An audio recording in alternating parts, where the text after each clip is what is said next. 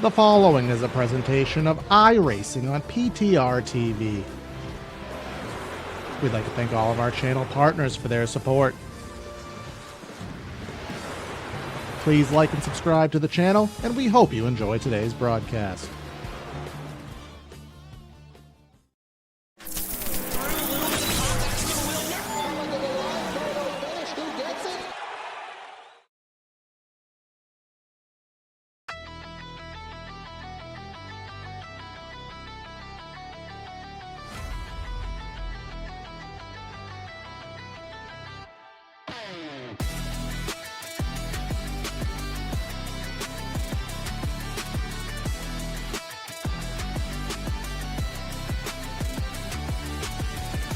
Three races in now to the Area Cup Series revival here in 2026. And again, this round number 3 takes us to Sin City.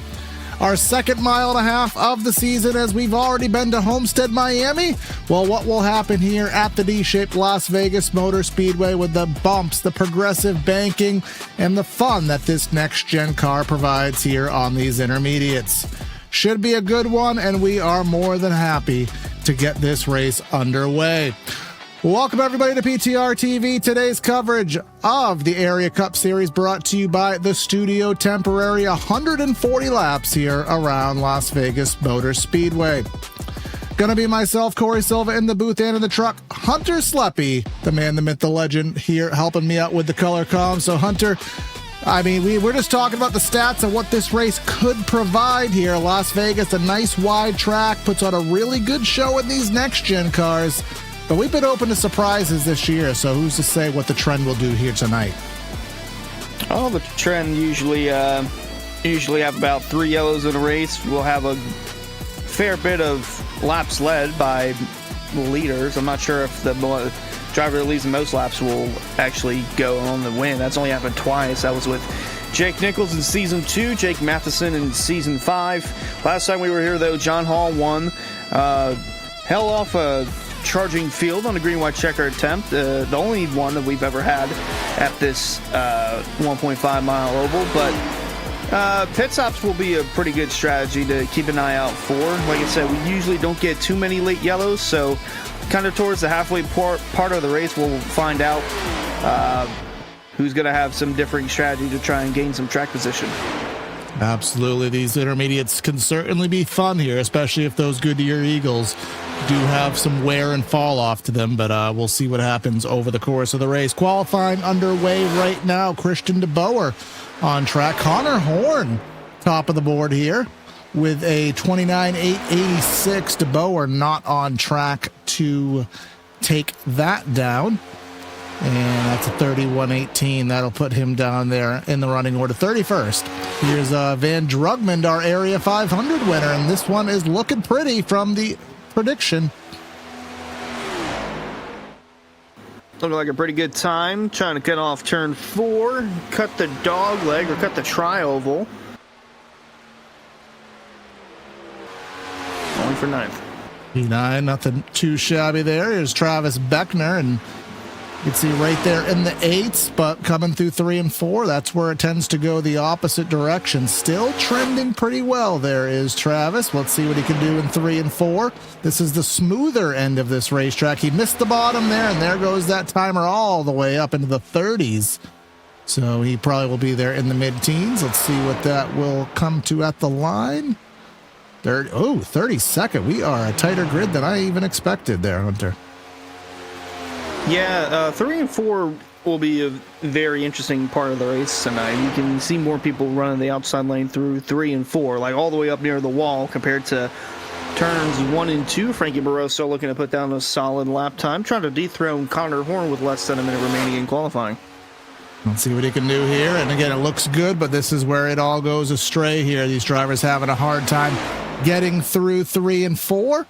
And as he comes to the stripe here to be the last car on track, he'll put it in P17, so not a shabby lap there for Frankie. Of course, we want to thank everyone for tuning in here to PTR TV.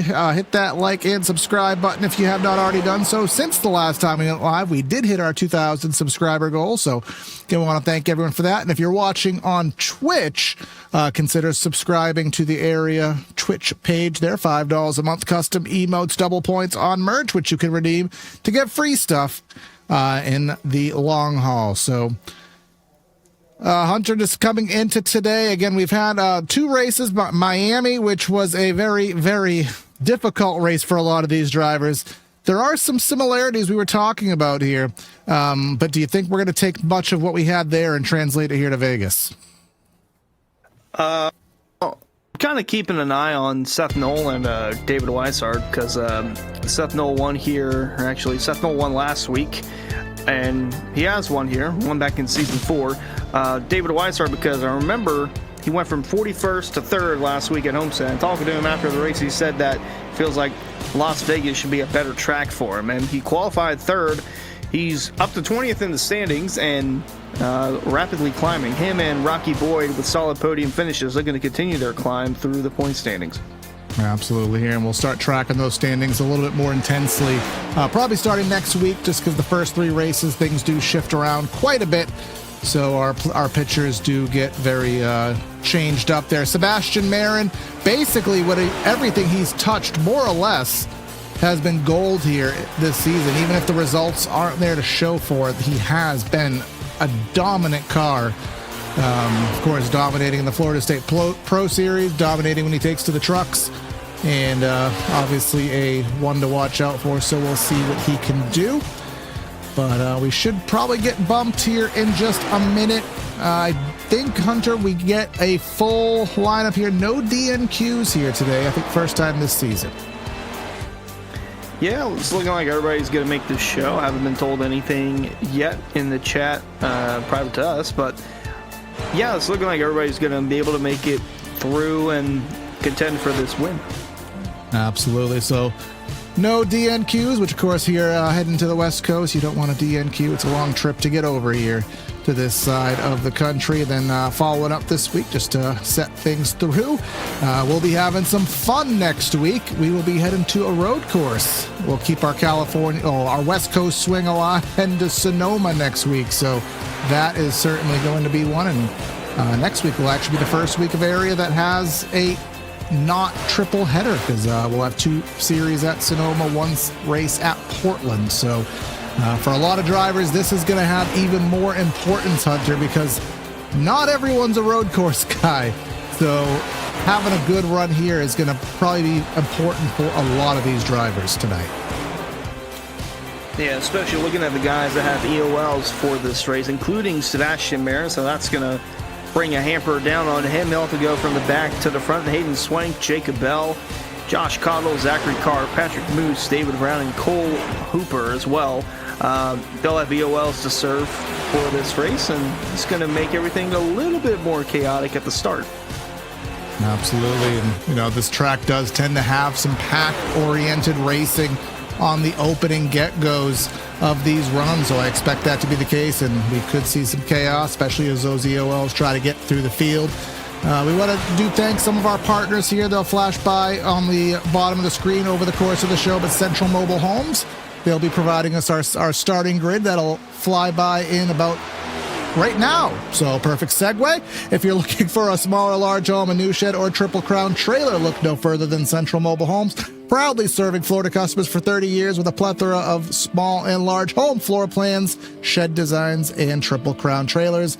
Available in LaBelle, Okeechobee, Clewiston, and Sebring. Head to centralmobilehomesinc.com for some more information. But Hunter, let's head down trackside, get things rolling off today. Our PTR TV Central Mobile Homes starting lineup. Indeed, and on the pole, it's going to be Connor Horn in the 67, and alongside him, Logan Helton with a good starting spot in second. In the second row, we'll find David Weishart third in the number 29. Alongside him, Philip Groner fourth in the number 11. And then Sebastian Marin is fifth, but he'll have the EOL, so he'll be going to the back. Douglas Newbigging, though, will hold his spot in sixth. Seventh, it'll be Josh Cottle. Eighth will be AJ Stravano, and rounding out the top 10, we'll find Adam Cabot and Van Jugman. 11th, we got Mr. John Forbes Jr. with James Scioli there in P12. Then Drew Jua and Dylan Alt in 14th. Jeremy Miller in 15th with David Brown out of the 16th position. Frankie Barroso 17th. The Moose, Patrick Moose out of Charlotte in 18th. And then rounding out our top 20, we got Reese Schaefer and then Cole Hooper. Yeah, then Garrett Grant, Michael Curran in the next row, Tyler Nichols, Jared Talmadge in the 07. Jake Nichols is flabbergasted, starting deep in the field in 25th. Jacob Bell alongside him in 26th. Zachary Nerney, 27th. Seth Knoll, 28th. And then rounding out the top 30, it's Jacob Harberts and Zachary Carr. And then we'll just round things through here, just because a lot of these positions will not be the accurate position with the EOLs, but just to give you a scope of where everybody is. And again, the lap time differential, about 2.5 tenths, I think, through the rest of the field here. So, it's still a pretty tight field here, Hunter, but again, the challenges that we're going to have, dirty air is going to come into play, the bumps in turns 1 and 2, and ultimately this could be, as we said, it could be one of those classic intermediate strategy races, or the pack racing might go a sour. Be interesting to see which end of the spectrum we're on.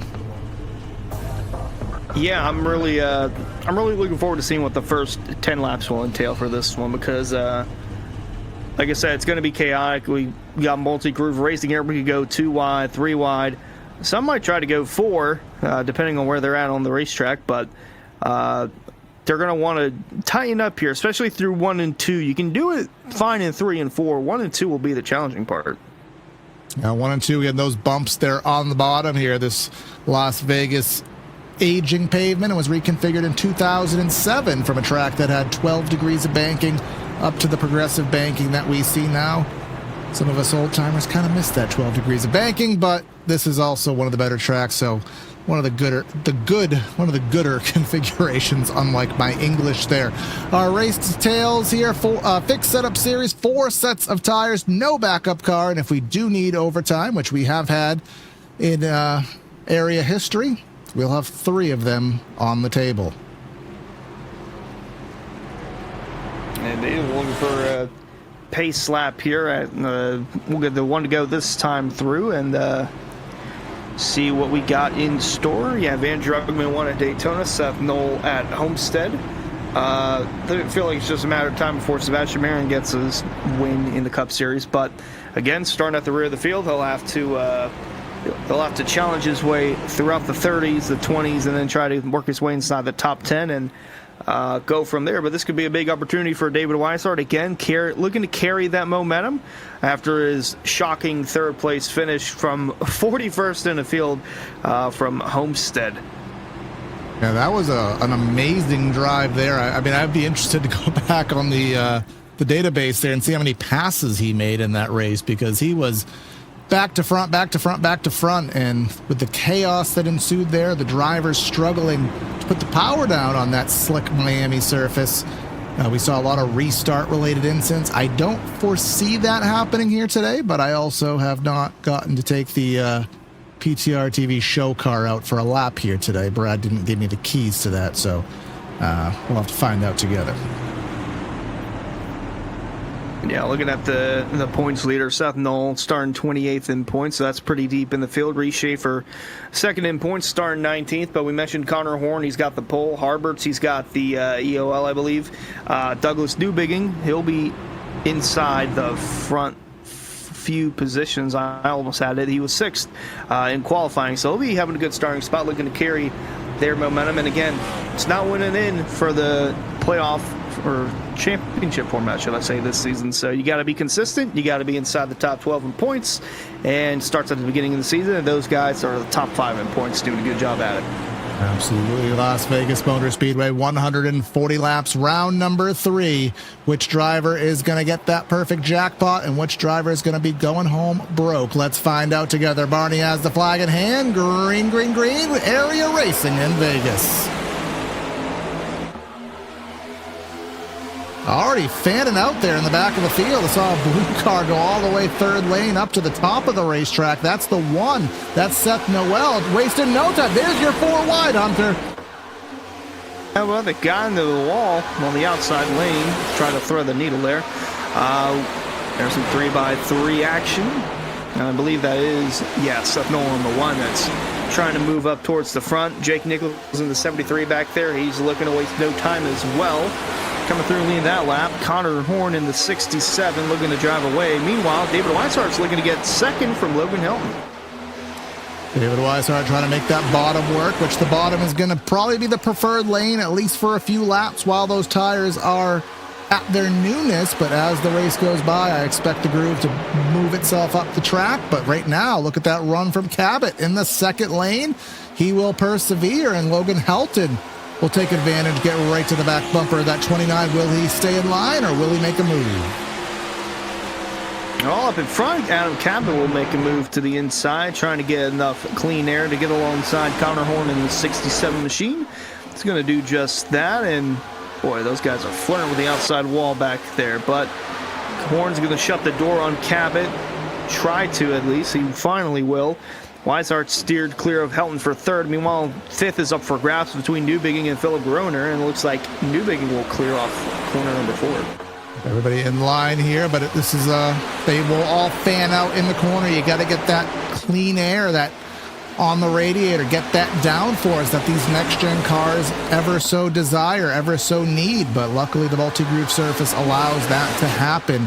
As moves that car down to the inside. I believe that is the 96 Drew Jua underneath John Forbes. That's 8th and 9th, but we're already seeing, Hunter, that middle and upper lane, those additional grooves of banking up there, starting to give that momentum, starting to persevere. Yeah, already looking at some of the bigger movers of the race. We saw Drew Jura get passed by one of them, that being Jeremy Miller, looking to get around Philip Groner for the 6th position. We got a wreck in the back. Reese Schaefer spinning around. Cautions out. Multiple cars are around on the backstretch. Yeah, that is big junk down there. A lot, and we're still going in after the fact. That was a delayed impact. We'll have to try to go back on our Hendry County Motorsports Park replay and sort out some of what happened here in that jungle of sorts. Okay, that was, I believe, the 97 Reese Schaefer. They were a very tight 3 wide off of the corner, and then eventually they blend together. And that's where this ran out of space. Beckner to the top. Yeah, so, yeah, Beckner's on the outside. He's going to hit the wall here. Schaefer's going to back off. Looks like he went low. Clipped the 47 to Dylan Alt. Boy, what a rough start to the season for the 47. He's been involved in an accident in all 3 Cup races so far. And it gets a little sideswiped there. Yeah, Max Service here with the delayed impact there, very late in that. We'll get one more look at it from Dylan Alt. There's that contact that sent him around. And then here's the last side swipe there from Service. See, Service thought he was clear. He yawed it to the right to make a last-ditch evasive effort. And it was just too much in it that sent him around.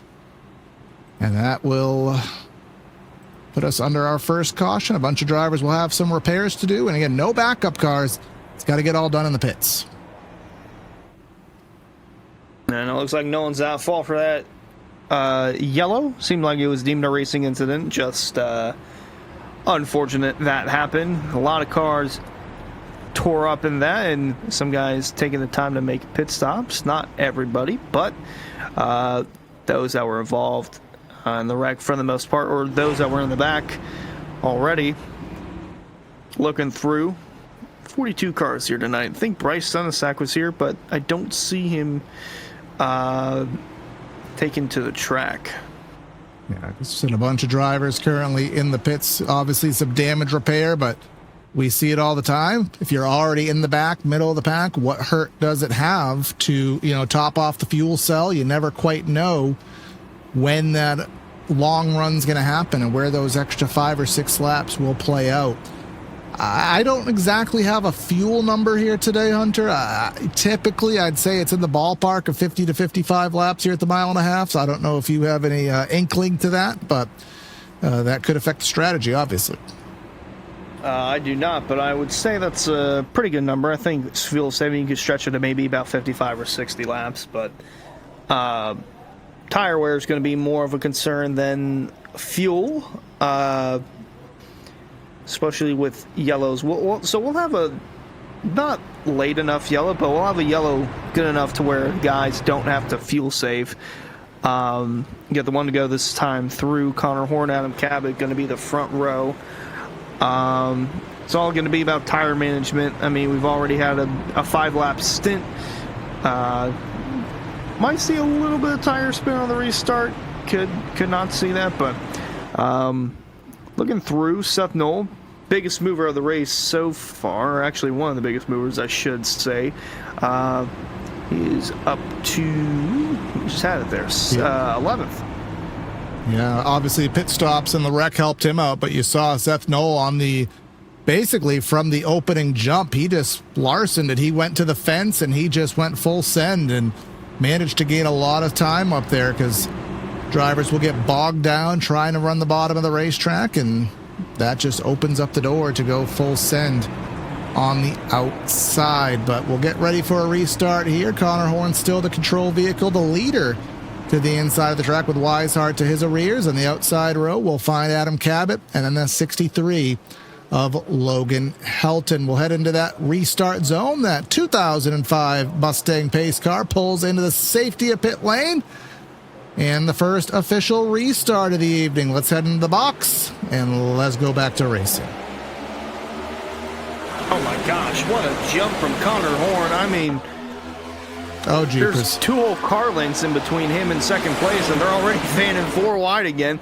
You know, I don't think we're seeing 1 and 2, but I guess you can make it work on the restart. Oh, we're still 4 wide. We're still 4 wide. Somebody there was that magenta and white car in the middle had to make an evasive maneuver there. That's Jared Talmadge made that decision to back out of 4 wide, and I think we all appreciate that. Scioli ripping the top, and something we'll see all day, Hunter. Turn 4 is a wall-hitting spot, and I get very nervous when we're 3-4 wide over there. Oh, maybe Travis Spector might be nervous of 1 and 2 because he's been up in the wall on the exit of 2, almost at the wall there in turn 1. I think he might attempt it again coming out of 2, but he's got company to his inside, quite a bit of company. One of those being Rocky Boyd, mentioned one of the biggest movers of the race. This guy might be the biggest mover of the race, trying to do the David Weishart strat, go from 41st to a podium position. Doing a good job of that so far inside the top 20, trying to navigate his way through the field. Meanwhile, up near the outside, that is James Scioli in the 7th. Had a pretty, well, actually, he's gone back since the start of this one, trying to minimize the damage from falling in the field.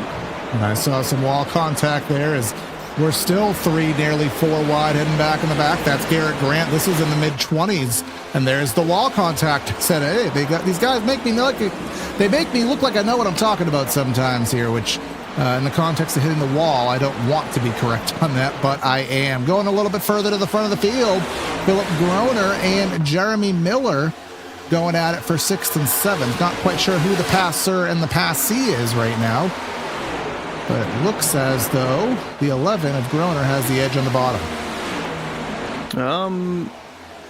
Miller trying to get that run on the outside. He's had a pretty decent start, and he's trying to move up 9 positions again, trying to get around the 11 for that 6th position. That would put him up 9 spots at the start of this one. Some side-by-side towards the back part of the field. Drew Jewett, John Forbes Jr. looking for a top 10 spot. Van Drugman trying to take that back from Seth Knoll in the 1. Squeezing a 3 wide. Knoll looking for it underneath Forbes there, but backed out of it or lost the momentum, one of the two. But you could just tell by looking at Seth when he sees the gap open in the middle. He's like, all right, gap, I got to go for it. He is in a man in a mission. Now forget the gap. I'm going all the way to the wall trying to get that momentum on corner exit. Close and flirting to that wall. Someone hit it back there, but on board. The number 1 is Seth Knoll, trying to ride the coattails of John Forbes Jr. through 3 and 4. Won't mean much. He'll lose a little bit of ground on the corner exit. The 70 having a solid run in the 8th position, that being John Forbes Jr. up 3 spots at the start of this one. Seth Knoll up 19, and then the guy behind him, Jake Nichols, he's cracked the top 10, up 15 spots at the start of this one. It makes you wonder if there's a method to the madness on why the qualifying was so bad. Maybe the race run was so good he didn't want to bother tweaking his style for a hot lap. Some guys just aren't qualified. You think of the real world, Jeff Burton, Dale Jr. back in the day, Earnhardt himself. Some guys just aren't qualifiers, and I think I've heard Nichols say that in interviews. I wish I could just qualify better, but obviously not today, but luckily he's racing pretty good. Yeah, there's a lot of guys in the field looking to do this, but Jake Nichols, that would be even impressive if he did this. No one has won from outside the top four, I should say. The top 8 within the first 4 rows as Cab is looking to the inside with a strong run. Not sure if he led that lap, but he's going to clear Connor Horn going into 1. Might lead this next one. Now, the million-dollar question will be, where is this going to stand on the long run if we as so to get one? Let's take a look at the fall-off. And last time by, it was about 0.9 of a second. Now, that was kind of during the pass, so we'll see how it is on a completely clean lap for Adam Cabot. Best lap out of flat. Yeah, so we're 1 second of fall off in about 20 laps. And another thing we didn't go over there, Hunter, is the weather here from the desert. Similar to Miami, nice toasty track, melting those Goodyear Eagles off. Yeah, it is pretty warm, I'd say. This is the new surface that they've been running on since 2007. Has not had a repave since then. Van Drugman, Seth Knoll, again, still duking it out for that top 10 position. Drugman will hold clear of it for now.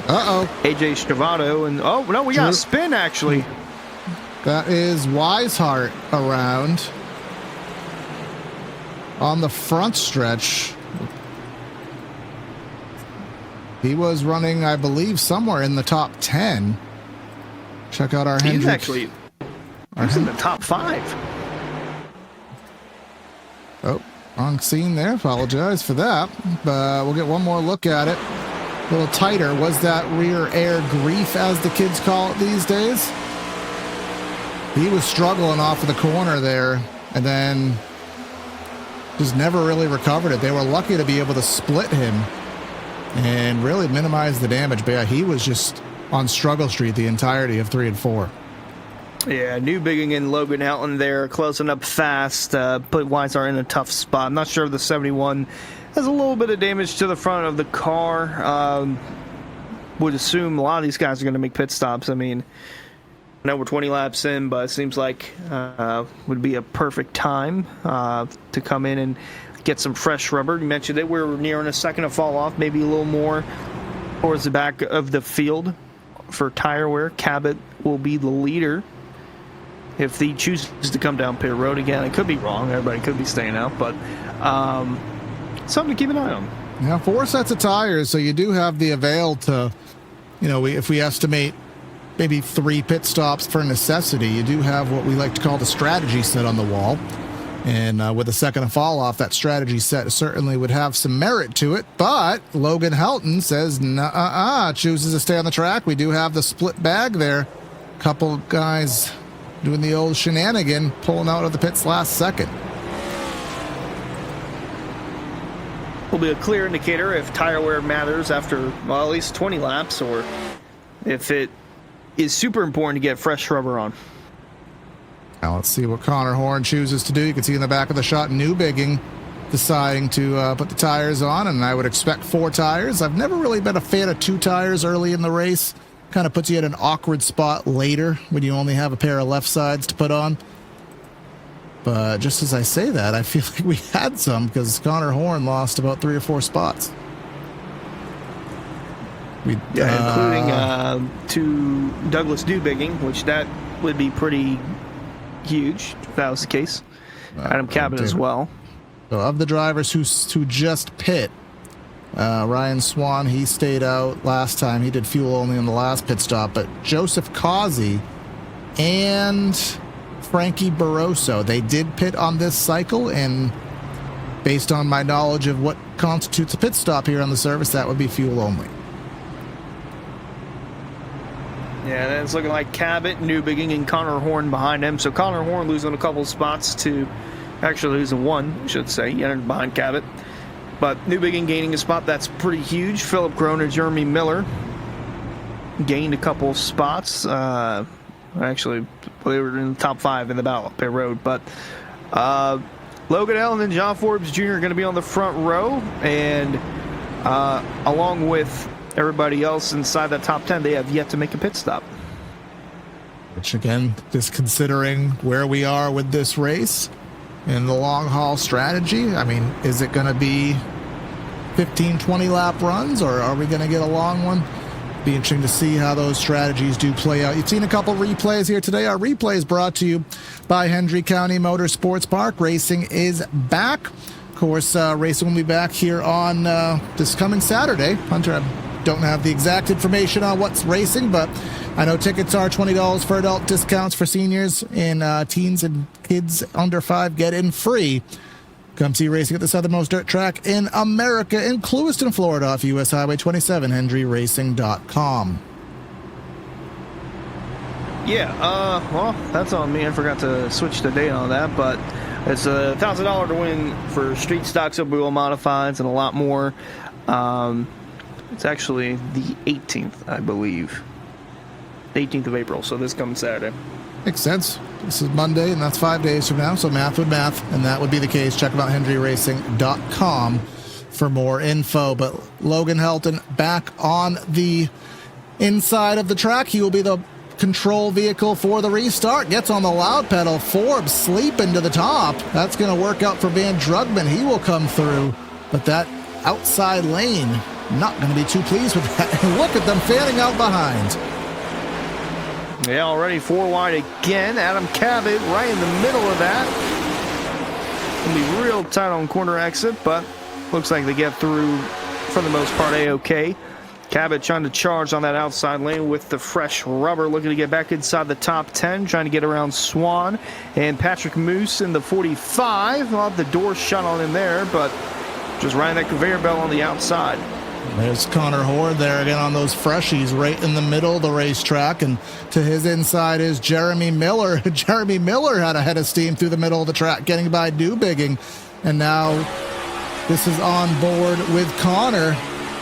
That's Joseph Causey in the middle, and now he's going to try to go where they're not, go around the outside. And, oh, Jeremy Miller nearly 4 wide there, trying to make something happen. We are 4 wide. Yeah, 4 wide on the front stretch, and it's a disastrous spot to be in if you're Connor Horn, because you got nowhere to go on the outside lane. Miller trying to send it in on Causey. He's going to slide up and have to back out of it. Horn's going to get in the wall a little bit. Oh, big Causey's wreck. going around. We got a wreck down the backstretch again, and the caution flag is out on lap 25. Chaos here today at Las Vegas, which is no surprise with what we are seeing here with this crazy racing, especially on these restarts. Go on board and just watch that bright yellow and red 88 there. There's Jeremy washing up the track, and there's Connor. So, yeah, the 88 just, he really had to check up, and when he checked up, it caused the stack up behind him, from what I interpreted there. Yeah, it seemed like Ryan Swan in the 20 kind of sensed that. He almost spun out trying to avoid it on the apron there. He might have actually had some help. Yeah, there's Cosby backing up. Oh, and Ryan Swan behind. So multifaceted incident there. Get one more look at that from see exactly how Ryan Swan looked like he just lost it by itself there in that number 20. Yeah, I'm poking fun at him. He got a little loose, and then he had a little help from the 75 of Gavin Rogers to spin him around, but looking to bounce back and have a solid effort tonight, and then looking to go at it again Tuesday night in the trucks. Absolutely. If you have a bad run here, I mean, obviously everyone going for their championships here in each series, but if you have a bad run, well, at least there's more racing to be had. Sebastian Marin in, and I do see a little bit of a crinkled up front splitter. Yes, I do. Not sure where he got that from. Obviously involved in some checkup, one of those famous C-shaped front bumpers, but hopefully his pit crew can pop that on out for him. Yeah, it's going to add a little bit to the challenge for Sebastian Marin, trying to work his way from the back to the front. He'll be in the back again. And he'll be looking to get to the front again. From the back to the front. Boo thing. Some shooting that shot like 2K. I don't know. There's some kind of song associated in there, but you guys don't want to hear me get into that. But what you do want to hear me get into is some of our partners, bottom right of the screen, Blue Tip Pool Builders. Bring the party to your backyard this summer with Blue Tip Pool Builders. Customize your pool to fit your unique style and aesthetic. They deliver with skilled craftsmen and cutting-edge technology to bring your pool to life. If you don't have a pool, they could also specialize in outdoor living spaces with dynamic lounging areas, outdoor kitchens, and more. BlueTipPools.com to learn more.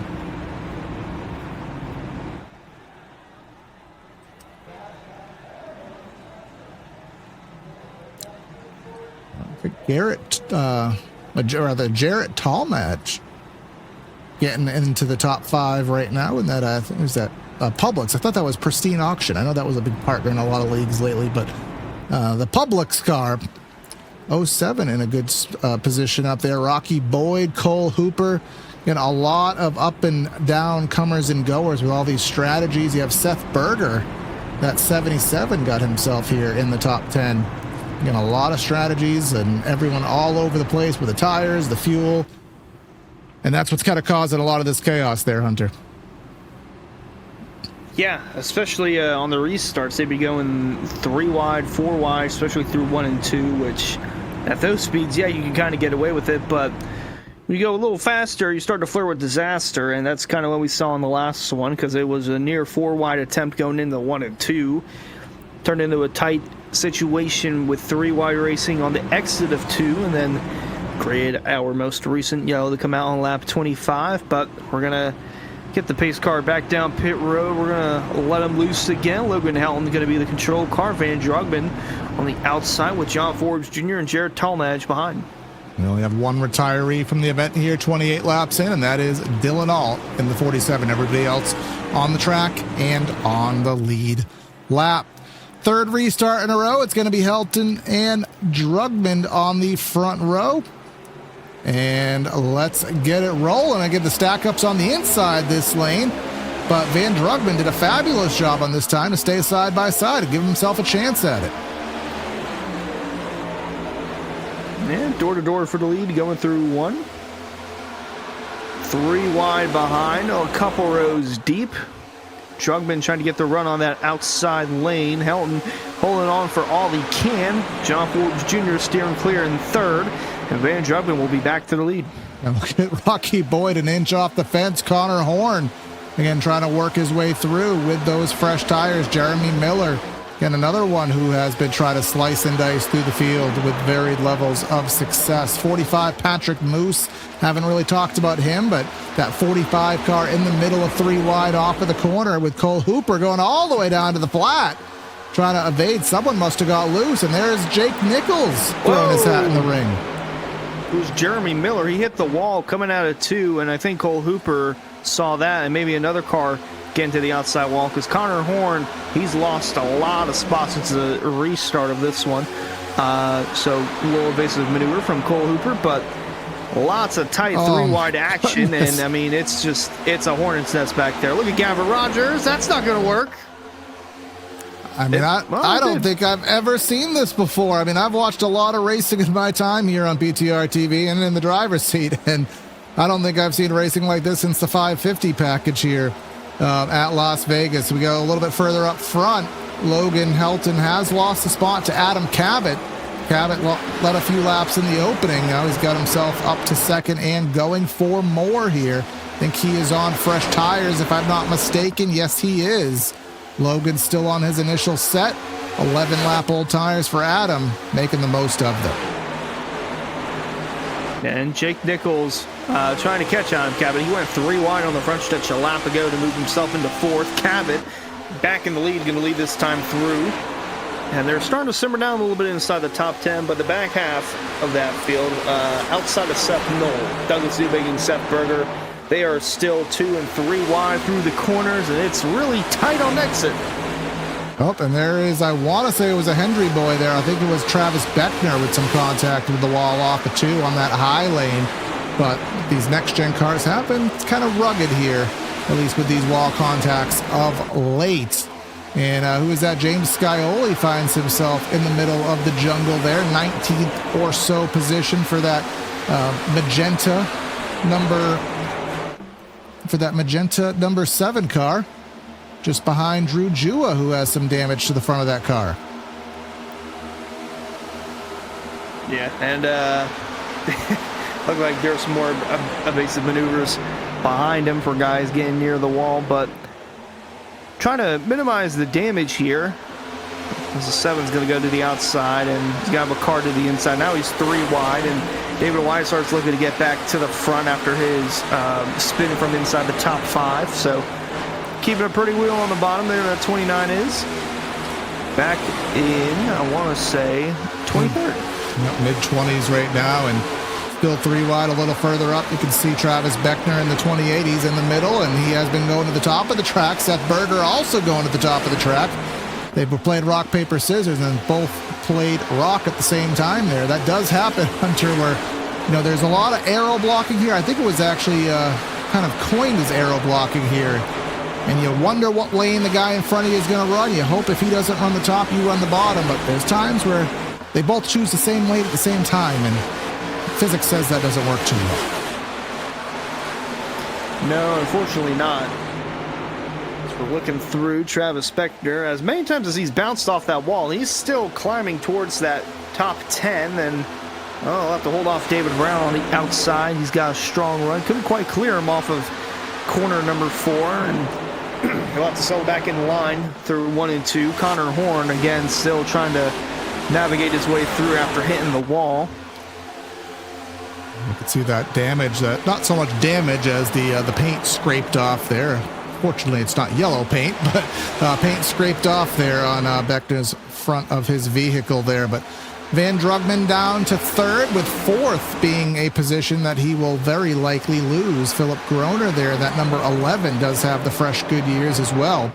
We'll pull up on the ticker so you can see where everyone stands with their stint cycle right now. 38 laps for Van Drugman, Talmadge, John Forbes, Cole Hooper, Patrick Moose.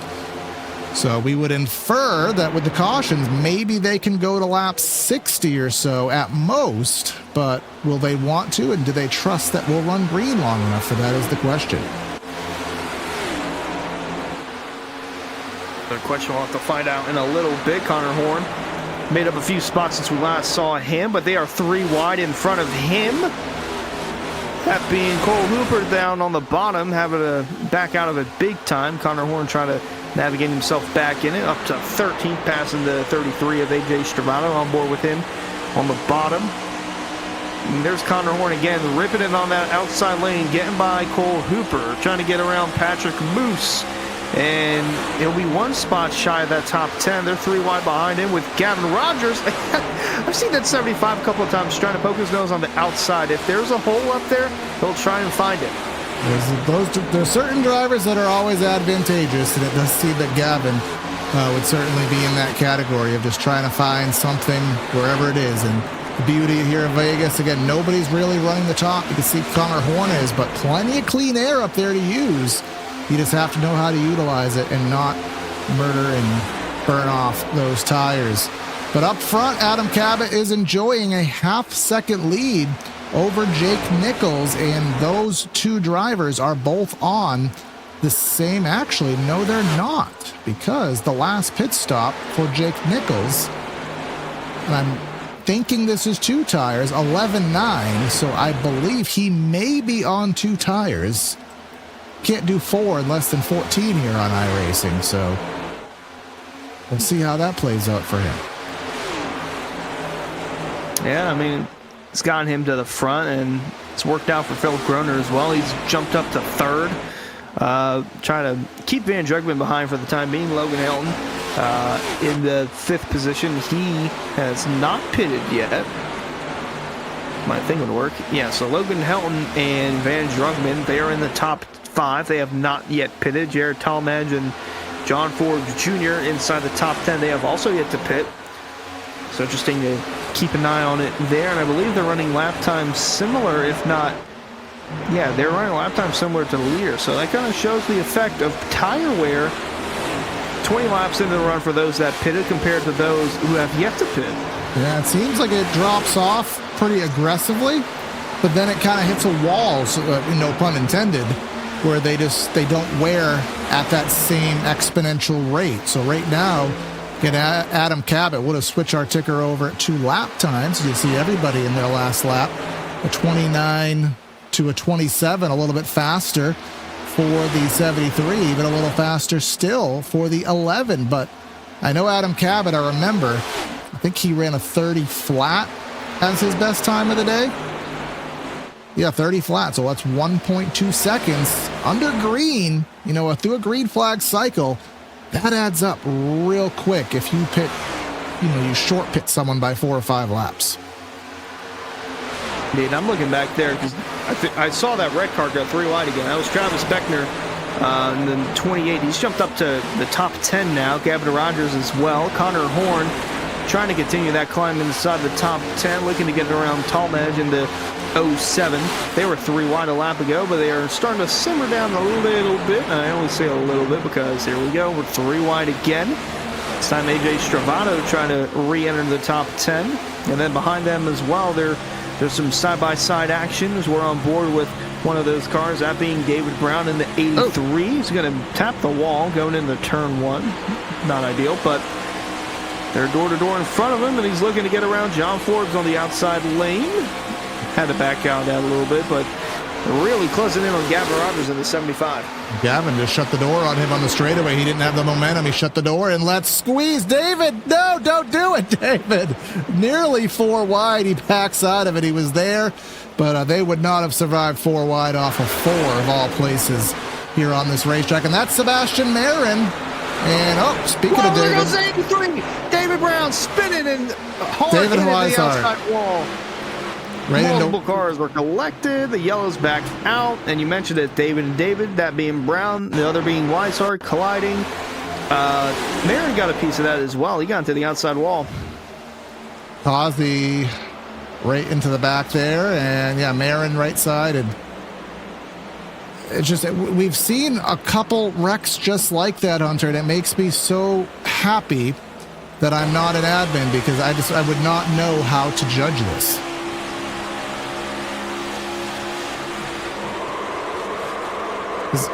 Causey did get into the back of him, but Causey also had no wiggle room behind him because Sebastian was inches off of his rear deck lid.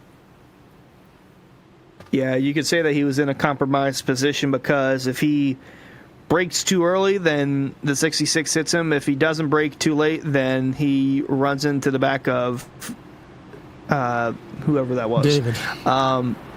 Yeah, David Brown, that is. So the yellow's back out. I would expect those who have not yet to pit to come to pit unless they want to just defy all odds and try to go however many more laps on one set of tires. But I think everybody's coming down regardless.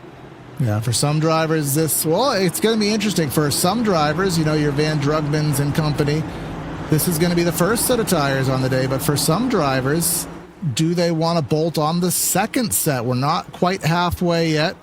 Cautions have been quite prevalent, but the fall off is there. So this is not a good decision for those drivers who've already changed tires thus far. I'm looking at someone to take 2 tires because if there's similar fall off with older tires compared to those that pitted earlier, I would not be surprised if we saw some that come in with 2 tires, and I think the 88 is one of them. Causey. Now remember, he was directly in the wreck. He got sandwiched from each side, so he might have taken fuel only. Only 6.6 in his box. Yeah, absolutely. So he obviously doesn't feel like there's any damage concerns there. Doesn't look at it from our surface level here. So unless he comes back down pit road.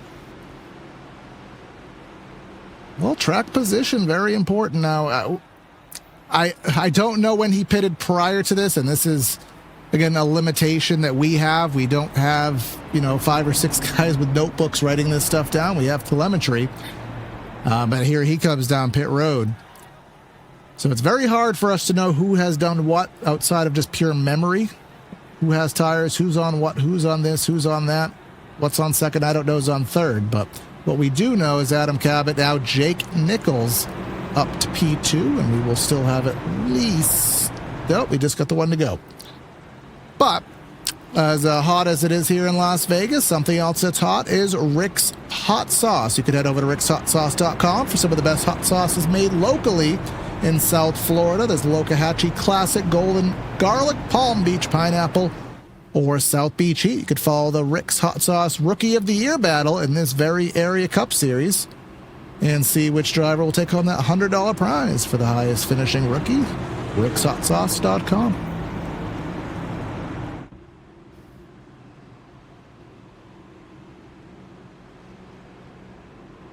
Not quite sure where those Rookie of the Year standings are right now, but again, we'll pay attention to that over the course of the season.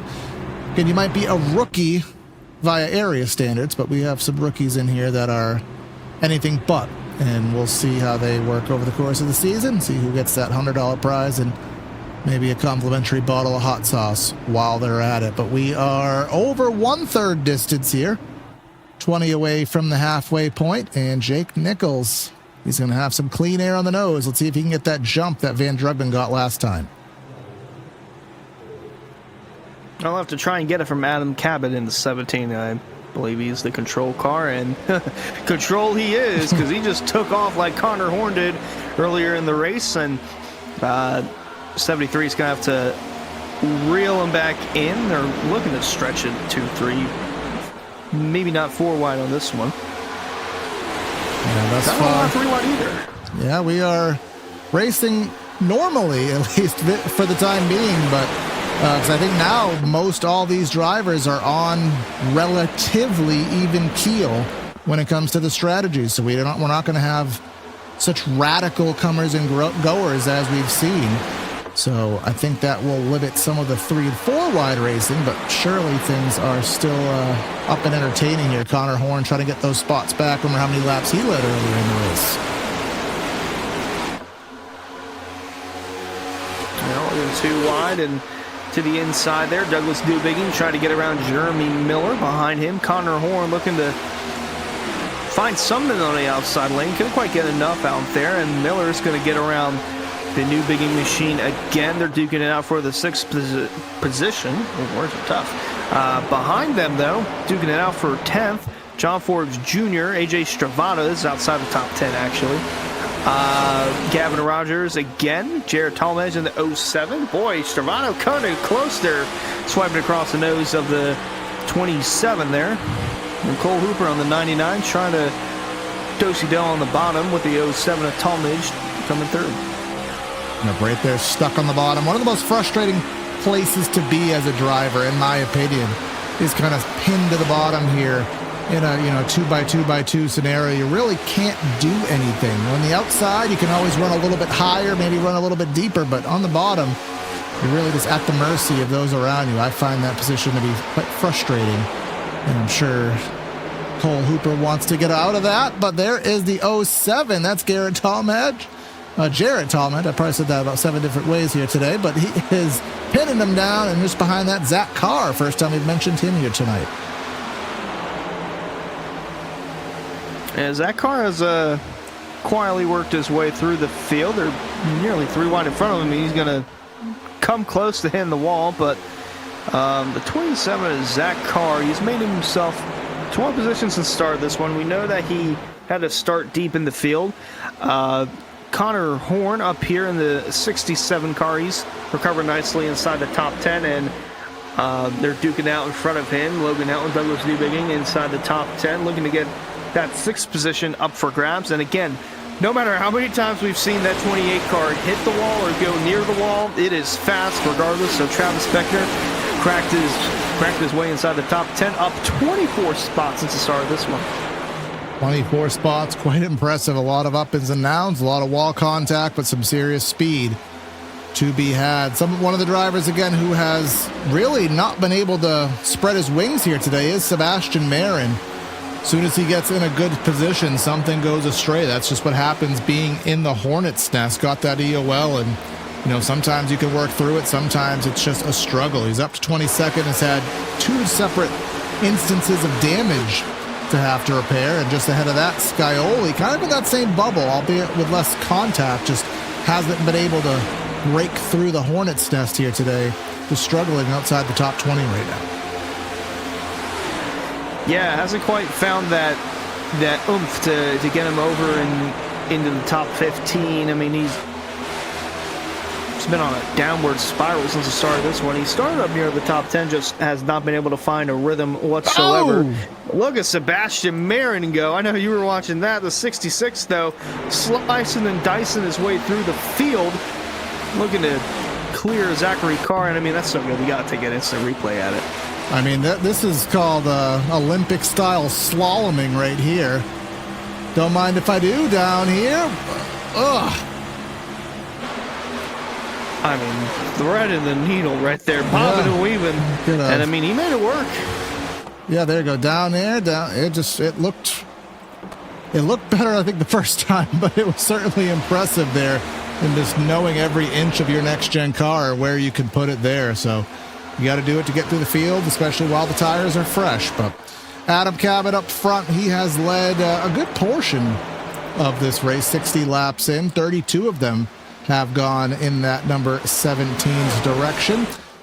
And while things have kind of, dare I say, gotten to some form of normality, Hunter, we're going to do something very risky here. We're going to do some temporarily loud engines.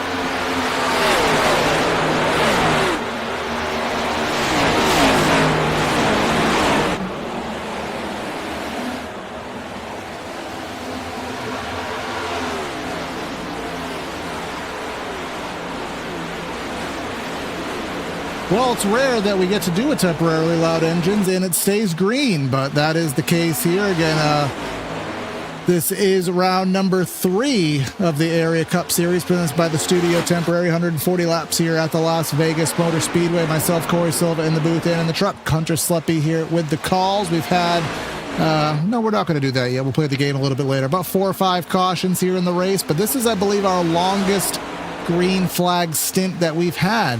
And just as this starts to stretch the legs out, I'll say Van Drugman starting to close in. It was about 6/10. Now it's down to under a quarter of a second. Yeah, slowly but surely he's been reeling them in. I mean, with Jake Nichols behind you, why can't you? Why wouldn't you? 73 has also been one of the better cars tonight, up 22 spots since the start of this one. Top 3 have had to work their way at least 8 spots or more. Philip Groner, he stayed relatively the same in the 4th position. Jeremy Miller's had a solid climb. In the number 30, he's been up to the 5th position. Connor Horn started on pole, led a good bit of laps early in the going, but has had to overcome some battles and resolved nicely in the 6th position. 7th has been Logan Helton. Only pitted once so far, that 63 car has, as Travis Beckner trying to stay in front of John Forbes Jr. This is for the 9th position. Both guys having a relatively solid day. Beckner up 24 spots since the start of this one. Forbes only up 1, but been fast nonetheless, and looking to get around on that outside again. Given his money's worth to the 28, and he'll reclaim that 9th spot. And then right behind him, Douglas Dubing in the top, was in the top 10, started in the top 10. He's got AJ Stravado behind him. Those two, they fade a little bit, but still showing some good pace. Yeah, up front, it was down to within 0.2 of a second. And I think Van Drugman now starting to feel that dirty air. He wants to be in the middle. It seems that's where he wants to be in. Well, Adam Cabot, I think, has learned that and now is placing that car right in that spot. Now going to the top in 3 and 4. Haven't really seen this be the money position to be in, but, you know, you got to run where he isn't. You need that clean air, and still got a decent enough run that time going down. Yeah, in car with the 40, actually the 56 of Van Jungman. Just trying to find something to get closer towards Adam Cabot. Seems like these top 3 all within half a second. They're under a blanket, but for the moment can't quite go anywhere. And because of that, they're running similar lap times. The 56 had a little bit of fall off. We'll see what this lap entails, but yeah, very close racing for the podium paying positions. Yeah, last time by, what is that, about almost a 10th faster for Van Drugman, going for his 2nd win of the year, of course, winning Daytona in the most epic of fashions here, and Jake Nichols trying to put that check mark in the box here early in the season as well. But look at Philip Groner there, fastest on the track by far last time by. Now he's the only one who's in complete clean real estate, but that is soon to be over with because he's basically right here. Yeah, he's closing in because these front 3, they're close, but there's like seems like there's a bubble in between them. Van Drugman is slowly starting to eliminate that bubble between him and Adam Cabot. He'll have a look to the inside of 17, rolling on the outside. Jake Nichols trying to do the same. Van Drugman with a strong run to the inside, and now we're going to be door to door for the lead. Cabot leads this time through. This time through, he does lead, but will that be short-lived? Yes, nearly, if not some contact there. Door to door there, maybe a little door tap washes him up the track, but Van Drugman to the race lead here, just past the halfway point. 20-some-odd laps into our stint. Longest green flag run of the day. And then Jake Nichols trying to ring around the top there. He is trying to find some speed. What will Adam Cabot do? Will he be able to giddy back up, or is that 17 going to be on a slow burn? Well, that's a good question because you did mention it, longest green flag run of the day, so probably not used to having to fend for this long, especially in clean air. That's going to be more costful for him in dirty air. Jake Nichols looking to pounce at any given opportunity, trying to mind his P's and Q's, and running up near the wall is the 17. A little further back, Cole Hooper in the 99. Door-to-door with Patrick Moose in the 45. That is for the 15th position.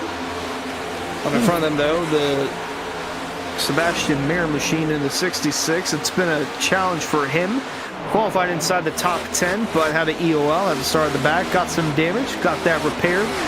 Got involved in another wreck, got that repaired, and is still trying to find his way back inside the top 10. That just shows, A, the perseverance, and B, the skill. You can see he's right up there, one of the higher drivers on the racetrack comparative to anyone that we've seen thus far. Trying to show some other drivers we haven't really talked about. We did mention very quickly Zach Carr, Zach Nerney. Was quick in practice, didn't back it up so much in the race and in qualifying. 24th, Frankie Barroso side by side with Hayden Swank. Someone we haven't talked about. Where's the boss man here today? Jacob Bell, all the way back in 34th. I don't know if he got into damage that we didn't miss, we didn't catch, but not having the day he would have liked. Yeah, I mean, he was one of the 8 guys that had the EOL to start this one, so kind of been an uphill battle for him ever since the start of this race, but just trying to chug on through, just like the 07 of Jarrett Talmadge, and then the Travis Becker machine we're looking at, again, near the top 10. He has made it through 22 positions, lost a couple spots since we last saw him, but despite hitting the wall and everything in between like a pinball, he's been pretty solid. Top 10 pace, I'd say, but again, lost that spot to Douglas Newbigging in the 71. Lost a spot here, but again, all in all, you gotta just compartmentalize the whole race. It has been a good one for him. As again, we're a little bit past halfway here in the race, but another partner here with Area would be Area itself, shop.areairacing.com, and with the studio temporary rebrand, the swag looking better than ever. And you can check it out, shop.areairacing.com. High quality merch at low prices. There's t-shirts, hats, Adidas clothing, and other accessories. Easy to shop, quicker to ship, better to wear. And then check that out there. And if you're watching on Twitch and you subscribe, you can perhaps get some of that stuff at a discount, if not free, with a long-term membership there. But Philip Groner now has caught up. He was talking about closing on in. He has closed in.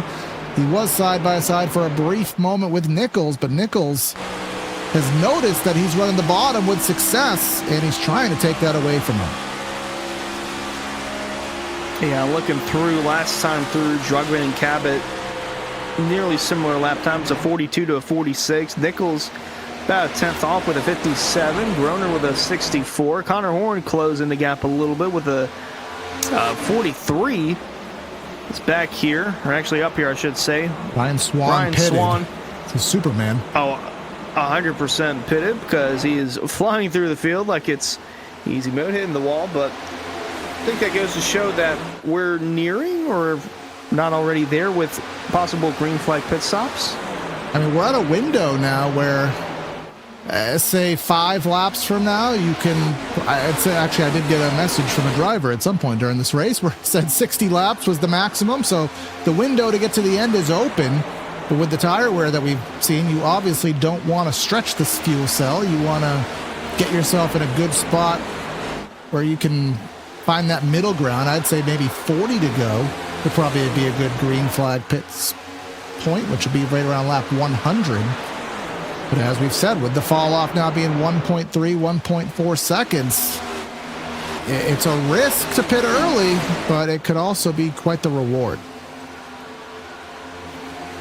Yeah, the thing to keep an eye out for, the lap time. So after about 15, 20 laps, the laps the tires start to fade and the lap times start to stay similar. So you don't want to leave yourself with too little opportunity to put those tires to good use. I don't think anyone's going to try and stretch it on fuel. I wouldn't imagine that if we're within the window, but you don't want to pit too early. So a lot of things that we'll have to keep an eye out for, as that is Drew Jua in the 96, Gavin Rogers in the 75, Cole Hooper, all inside the top 20, all duking it out. They were closer inside the top 15, and they're almost really close now. Hooper with a bump draft to Gavin Rogers down the front stretch. Right there again, 18th spot, as you said. Behind that, Michael Curhan. I'm not sure if we've uttered that name here today. And then behind that, Tyler Nichols. Again, there's names we haven't really talked about here, but this is the tightest quarters racing here on the track. Actually, I'll eat that thought, because Connor Horn, he has come out of the blue. We thought Groner was going to be the one to attack the top 3, but no, Connor Horn, our pole sitter, who's led about, I think it was 15 laps. He is in the mix now, only 1.5 seconds off the lead. When late run, haven't really seen who has the ability to test out this late run. The track is very well rubbered in. Let's take a look at the temp. We started at 120. We stayed at 120. But again, the track dynamics there, Hunter, you can see how much darker the surface is, which that does change the grip levels. And see some rubber buildup too near the outside wall. It's got to go somewhere, so not seeing too many people go up there just yet.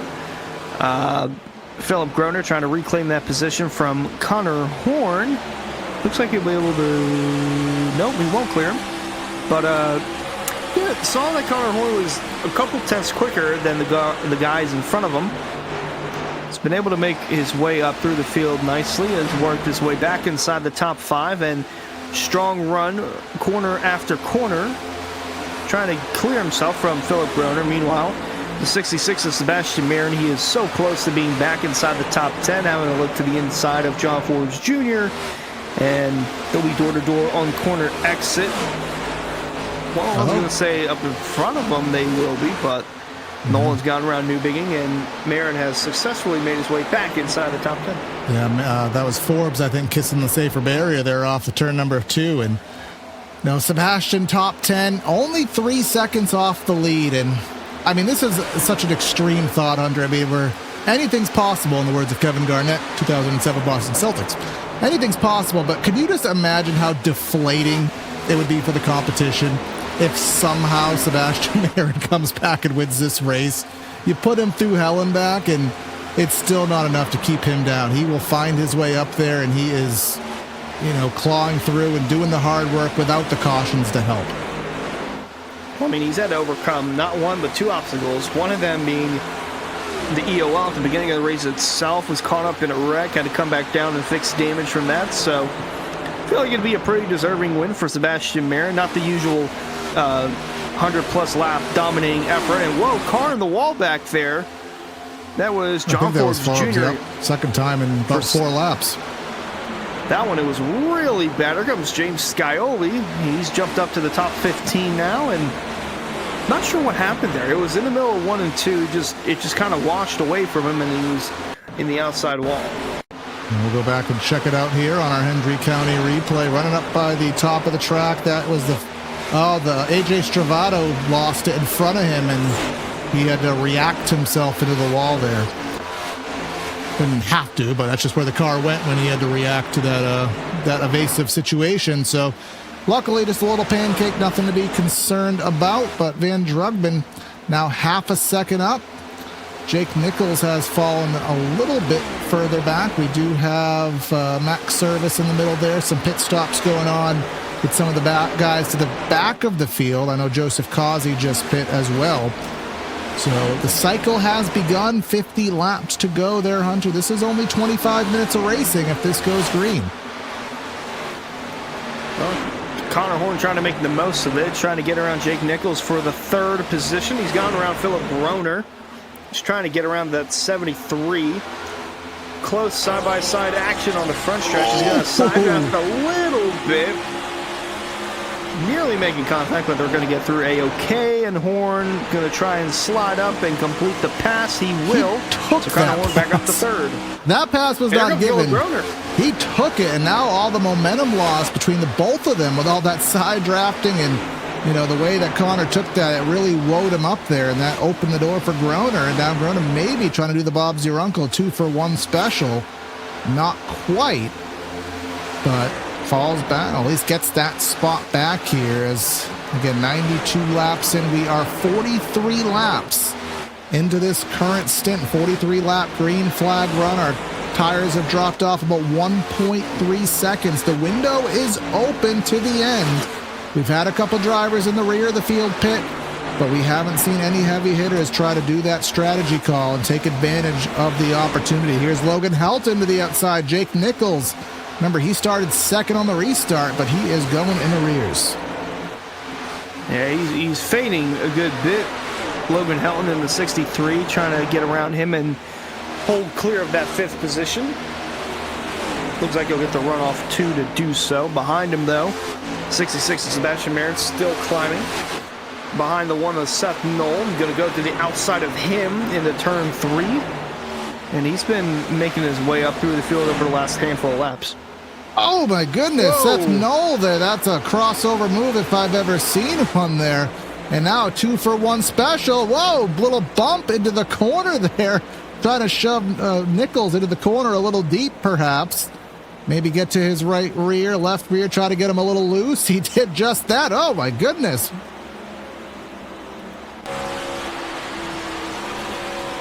Marin Bristol was the real world this week. That's not where we are right now, but he was roughing up Nichols. Yeah, Good hard racing here for the 6th position, and I say that because Seth Knoll has made his way down pit road. Now this is 45 laps to go, which is luckily easy mathematics to do.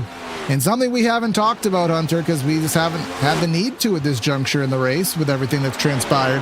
This is not one of the easier pit roads to get onto. This is a pit road that is conducive to penalties, and there is a lot of marble buildup down there. And here comes Adam Cabot. And Nichols. Nichols locked it up, Nichols, too.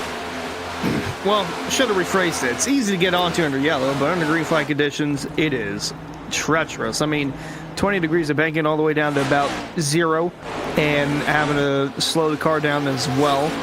Going to be a challenge for some of these guys, and especially now when it's crunch time, could potentially be the last pit stop of the race. Got to make sure you hit all your marks. Absolutely, and remember, this is going to be a 1.5 seconds for most of these drivers per lap that they're going to gain until the rest of them pit. But of course, if a caution comes out, if you pit now, you're up a creek. But a lot of drivers, I guess, would be up a creek if that's to play out. Here's Beckner. We saw Scioli. Oh, Beckner overshot by about 2 pit stalls there. Yeah, I mean, that's one of your marks, just trying to get into your pit box, because sliding the tires, especially after so many laps. I mean, we're near 50 laps here on these sets of tires, so don't want to overslide it, overdo it, and unfortunately Beckner did. Van Drugman coming in. He gives up a top 5 spot as well.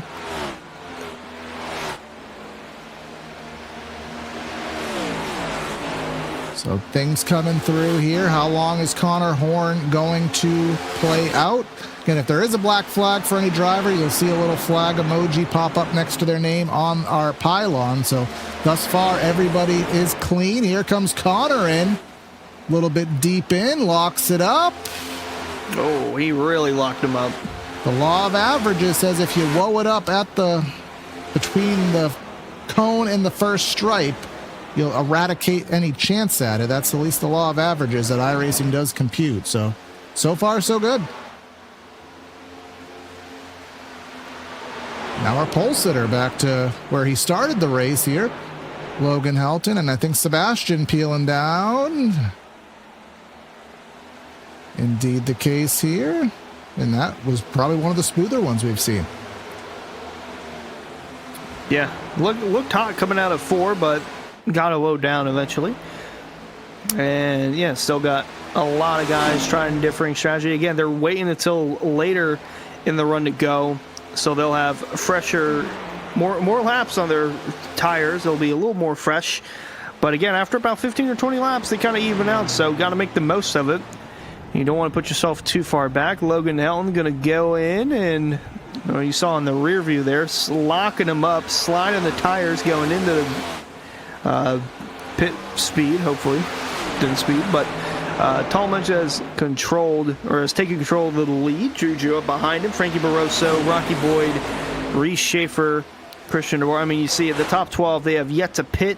All over 50 laps on their current run. I think Moose may have had to back up somebody I saw with a negative number next to their speed, and they had to back up in reverse to get into their box there. That's Drew Jua blowing it down. A little bit of smoke, but again, that's fine as long as you hit the number. That's all that matters. But these drivers all with the 50 top 8. This is we are praying for a caution tribe right now, because it would lock a lot of the field into the wave around position there. Someone did eat some serious wall there. I think that may have been Rocky Boyd.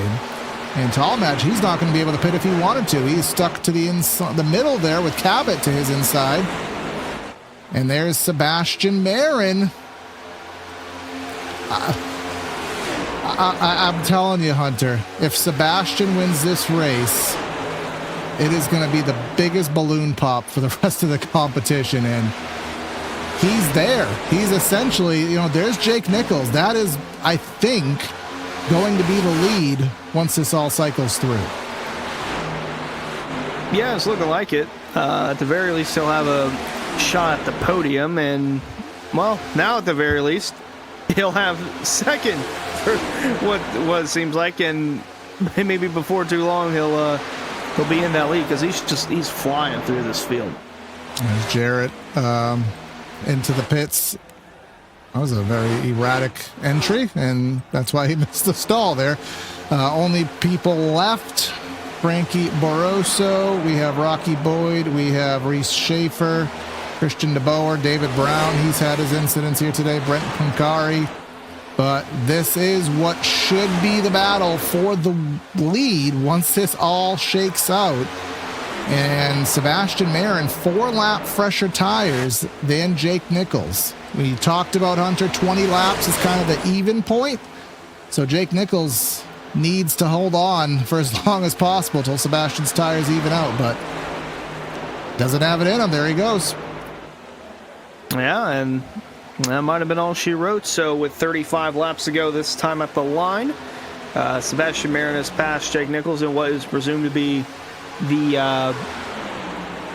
pass for the win. I mean, we still have 35 laps left, so anything can happen, but Frankie Barroso is yet to pit. We do see Rocky Boyd on the pit road.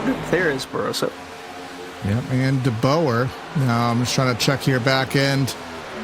We have, they're 55 plus laps in, so they're on borrowed time, quite literally here. And here comes Frankie in. Got some laps led. And then the 55 of DeBoer. So once this all shakes out, we're going to have to kind of analyze who has the freshest of the tires right now. And I honestly think... Oh, wait. This is where we have to do some level 2 math, Hunter, that we haven't done yet here today. So Sebastian's pit stop, 10 seconds. So I'm presuming that's 2 tires. And Jake Nichols, 2 tires. I'm trying to find the first person to take 4. And that's Adam Cabot. Adam Cabot. But Adam Cabot, lap time wise.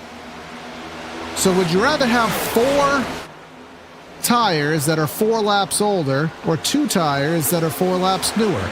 I guess it seems like kind of a break-even situation, but Adam Cabot does have 4 fresh tires, but the right sides, at least, are 4 laps older, but he has fresh left side, so it's like I don't know where the break-even, the win point is there. Well, I mean, tire wear really didn't matter in that first stint. So I would probably go with 2 tires because it's looking like it's the right call for now. Well, let's see. So he's getting by Jake Nichols here. Well, I'm presuming here. If he can get to the right rear, I thought he'd be able to side draft him through, but he is about a second and 1/10 behind. Well, just as we say that, there goes Van Drugben. Van Drugben, he is also on 4 tires, and his tires are only 2 laps older than Sebastian. So actually, Van Drugben in the best spot to be right now. And he just drove himself there. So now it's going to be Van Drugben on 4 versus Sebastian on 2.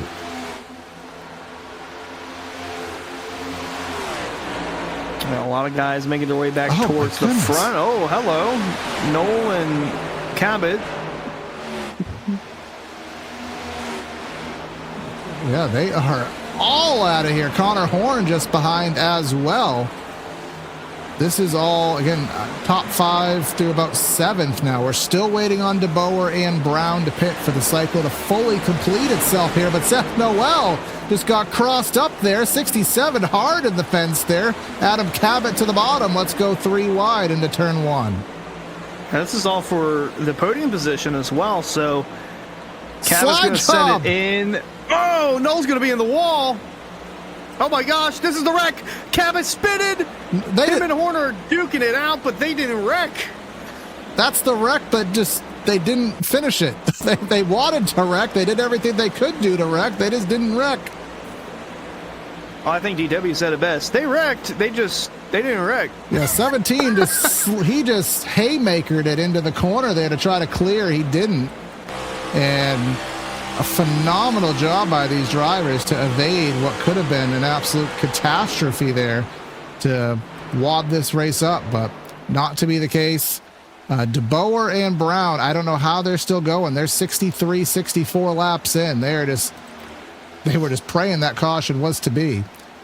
But the battle we need to follow right now, I mean, potential battle. It probably isn't a battle. Van Drugman a 31.2, Sebastian 31 flat. So evidently 2 tires faster. Maybe those cars are tight and that 2 tires loosens it up just enough. Yeah, I'd say so. I mean, Drugman's still got a long way to go, but wow. I mean, Cabot and Horn, that might take him out of the top 5 or out of the top 10, I should say. Seth Noel, I don't know how it didn't take him out.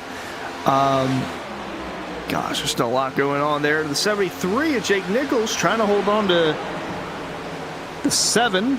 James Scioli, this is going to be for, I want to say, the 6th position? Yes. Yeah, 8th currently, but again, I don't know how these drivers are going right now.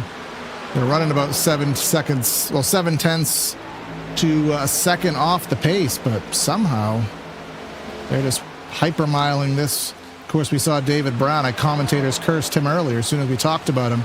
He was involved in a crazy incident here, but Sebastian up by 1 second. Van Drugman holding true with about maybe a 0.5 to a 10th break even or losing per lap. Logan Helton, our pole sitter. Seth Noel there. He has certainly had an interesting race. John Forbes. James Scioli finally has broken through as David Brown pits, breaking through the hornet's nest. And Jake Nichols just on his, as I like to call it, the Alicia Keys tour. He keeps on falling. Yeah, I mean, he was in the wall in that little skirmish there with Cabot and Horn, just innocent bystander trying to stay out of harm's way. You're looking through. Cabot just ate the fence there off of 2. And Cabot settled in 10th for the time being. Christian DeBoer has pitted, so that's going to bump everything through. I think David Smith has pitted as well. Yep, so we are back. This is our race right now, and if you're joining late and you're just seeing Sebastian Marin leading, you would think, what else is new? But that has been nowhere to summarize the day that Sebastian has had. It's got the EOL. Well, that would be I was going to say that'd be a dynamic we weren't expecting. But he got the end of line, had to start in the back, was involved in 2 incidents, had to pop out some bumpers once or twice, drive through the field, use a little bit of pit strategy, and has the lead now. And I'm not sure if it was connectivity related or if Van Drugman has found a gear here, but he is starting to eat into that gap. Yeah, a couple tenths quicker that last time through. We'll see what this lap entails, but it looks like he's slowly gaining on him. I don't know if it'll be 2 tenths this time again. 1.5. I stand corrected. It's closing the gap regardless. And believe it or not, there is a minute amount of slipstream here, a draft here. These next-gen cars are so draggy, for such there of better terminology, that you will get a little bit of a whiff. And, you know, if you could just time it right, not run in that lane, not overdrive it, not slip the tires, do a lot of things right, you could take advantage of a situation here. But here is... These drivers just cannot sort things out. Jeremy Miller throwing his hat back in the battle here for a top 10. Yeah, all these guys inside the top 10 at the moment. Jake Nichols trying to prevent himself from falling even further. Cabot's going to get around him into 17. Miller's going to have the run to his outside. So Nichols going to fall down to 10th. Drew Jewett with the charge on the outside. Meanwhile, Connor Horn, he's really suffered from that because he is going to be outside the top 15 now. Oh, look at the damage to the right front. He has mutilated that right front. Probably some toe damage. And he's just going to have to try to troop this thing through and hope that he doesn't actually blow a tire. Because if that right front is cambered out too much with some significant wheel damage, he will blow a tire. Yeah, we don't need any elite yellows here because that would just shake everything up. There is Michael Curran getting around Connor Horn. Haven't talked about him too much, but he's kept it clean. He's inside the top 15 now, putting together a solid performance towards the end. Absolutely. Just Going through, and again, our field summary of sorts here. We do have 32 drivers left on the lead lap. Joseph Causey being the last one of those right now in the 32nd position.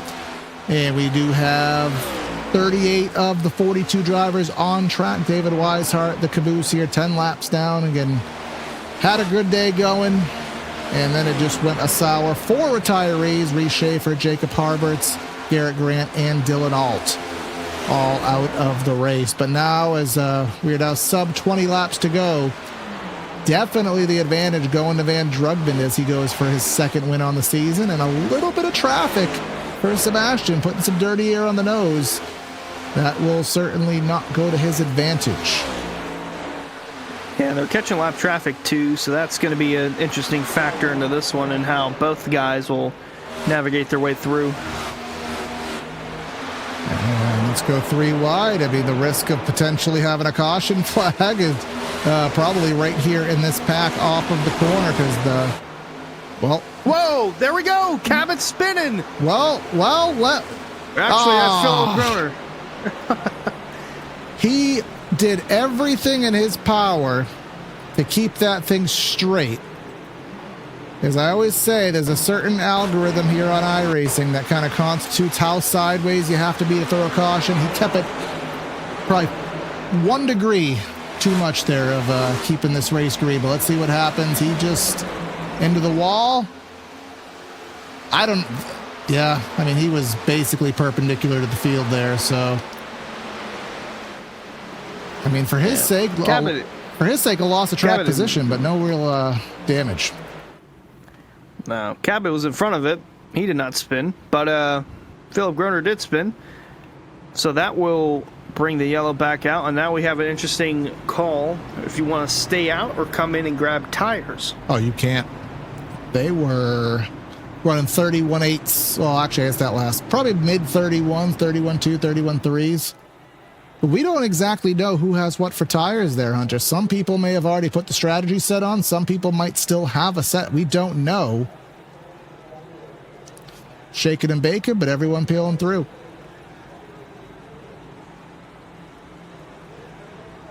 Now, if there was ever a time to take 2 tires, it would be now. Yes, I would agree. Now, well, it's going to be interesting, you know. I guess this might actually be the best case scenario for Sebastian Marin, because he was losing ground and the door was going to be there for Van Drugman. So we'll see what the strategy call is. Is anybody going to do anything? 2 more tires for Sebastian there. And Van Drugman also taking 2. I guess my question is a double stinted left side tires there. I mean, I know it doesn't matter too much, but that's now a double stint on those left sides for Sebastian. So see if there's comfort level in that.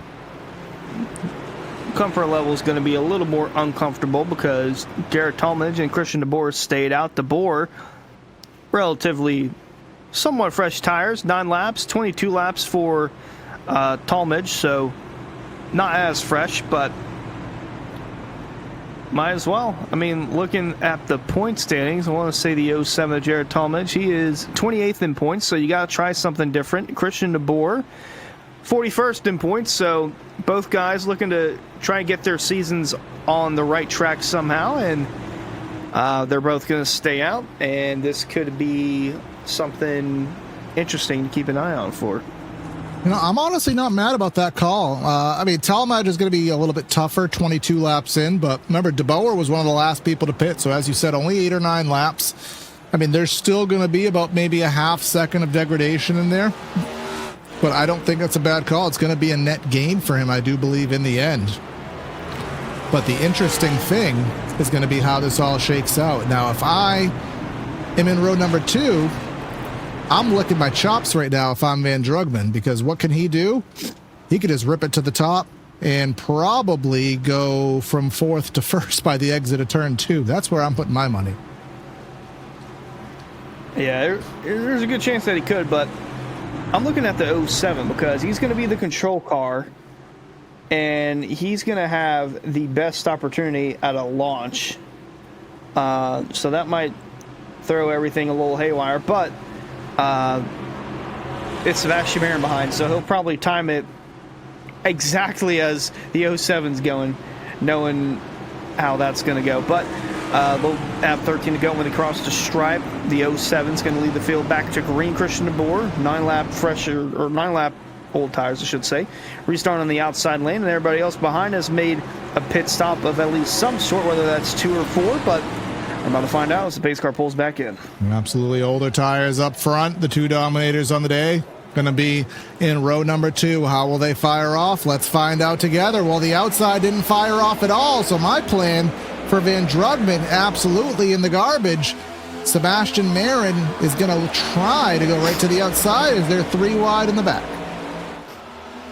Yeah, DeBoer not going anywhere. Seth Knoll 4 wide near the top. That's not going to work. He's going to go in the wall. Everybody trying to scoot by on the bottom. They're beating and banging going into 3. Still 4 deep. Don't know how they haven't wrecked yet. Unbelievable racing. And here comes Van Drugman and Sebastian Marin to the outside of Jared Talmadge. But Drugman with a strong run off of 4. He's going to have 12 laps to figure it out. Remember, double stinted left side tires on Sebastian. We got a wreck. Yep. Look out. Coming back up. That'll be another caution flag. And that wreck is, I believe, AJ Stravato. Yes, dead sideways. Middle of 1 and 2 here. Try to sort out what put that number 33 in such a precarious position.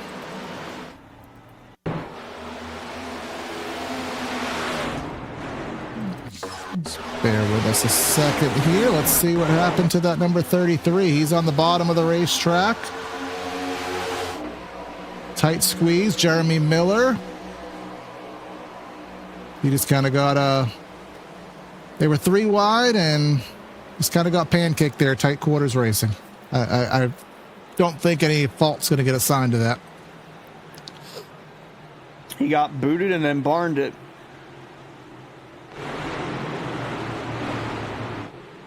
So I can see how the marbles here at Las Vegas, of course, all built up here through 130 laps of hard racing. But Van Drugman was set to have the lead, probably within a lap. He was right to the back bumper. But Sebastian, again, we talked about the comeback story, the obstacles he's had to work through. And the obstacle he's going to have to work through is that number 56. But the benefit for Van Drugman, we have to think about this, Hunter.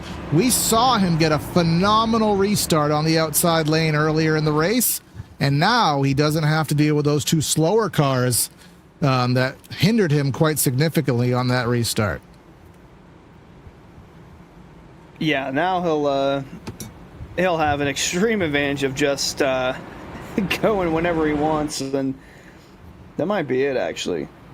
Because, I mean, if you're the leader and you restart, you have that advantage. Even for Jared Talmadge in the 07, he had 20-lap old tires, but he was still able to get a good enough launch to stay in front of Sebastian Marin for half a lap. But, yeah, going to be interesting to see how this restart plays out and if Van Drugman can actually time it perfect. It will be difficult, but there will be Logan Helton behind in row number 2, so that could be a little bit of a push that could help things out. And Sebastian not going to have that help because that 07 is on those much older tires, so I don't know if he's going to get that restart that he desires. And see some drivers running the apron down there in the back. I think that's a way to help cool the tires off a little bit. You're going to add some marbles, but you're going to cool the tires down. So the net gain there, obviously, they feel is worth it. But now 10 laps to go, Hunter. We haven't done it all day. Let's play our famous caution game. Where are we at? I'm going to go ahead and say 6. I was going to say 7, and that was not to one-up you, but that was genuinely what I thought it was going to be. So that was not a one-up tactic. I genuinely think it's 7. Survey says... All right, well, don't matter. You won anyways. Oh, look at that. I know cautions, man. All right, we're going to have to...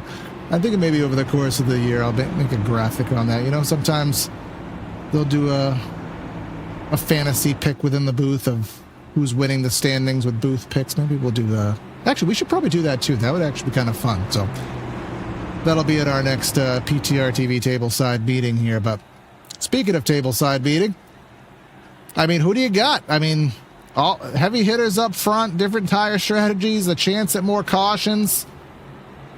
Where's your pick going? I mean, it's the control car on the inside lane. That's probably it. I mean, it's going to be hard to get around him, and I mean, he'll have a couple laps to close the gap back in, but just if we keep getting yellows, it's going to be impossible because that launch on the restart, you get 2 or 3 car lengths immediately before you even get to the start-finish line. So it'll be tough, but I'm not counting everybody out just yet, but I'm going to go with Sebastian Marin. Absolutely. Well, I'm going to put my money on tennis boy here, Van Drugman. He had to skip tennis to make it for the Area 500, and he won the race. Thanked his teacher for that. I don't know if that same level of stakes has applied for tonight's race, but I'm going to put my money on the 17-year-old to see if he can get this thing done. Everybody has 2 tires. Essentially, the first four-tire person is basically down there. Jake Nichols in 12th, and we haven't seen that really matter too much. But we're going to have 7 laps to go here at Las Vegas for the Area Cup Series round number 3. Marin to the bottom and Drugman to the top, entering that Echo Park restart zone. We've seen both lines have their opportunities here on the evening. Who will persevere? We'll find out right about now. Marin gets that jump, trying to get a push as Helton to help Van Drugman, but not going to be enough. Now they're already fanning out 3 wide behind him, but Talmadge going to have the strong run from John Forbes Jr. trying to stay alongside Van Drugman. Christian DeBoer washed it up near the outside retaining wall, and they're going to be 3 wide here for second, going into turn 3. And a lot of fanning out. I mean, a lot of them. They're running up near the wall now. I mean, it's go time. Well, look at up front. Sebastian starting to struggle. Van Drugman, he needs to get it done before a caution comes out. And he's there. He's to the inside. And he has it, but can he shut the door? Can he shut the door? He can't. Marin fighting. We're fighting for the lead. We're fighting to get the lead before the next caution happens. If they stay side by side for too long, that 70 of John Forbes Jr. might close the gap, and Drugman still won't clear him off of 4. It's going to be door-to-door at the line. That time it's Marin. 4 laps remaining from Las Vegas. Again, slightly fresher tires on that 56. He has fresher laps, and the caution's out. Who is going to be deemed as the leader? That's going to be the question here.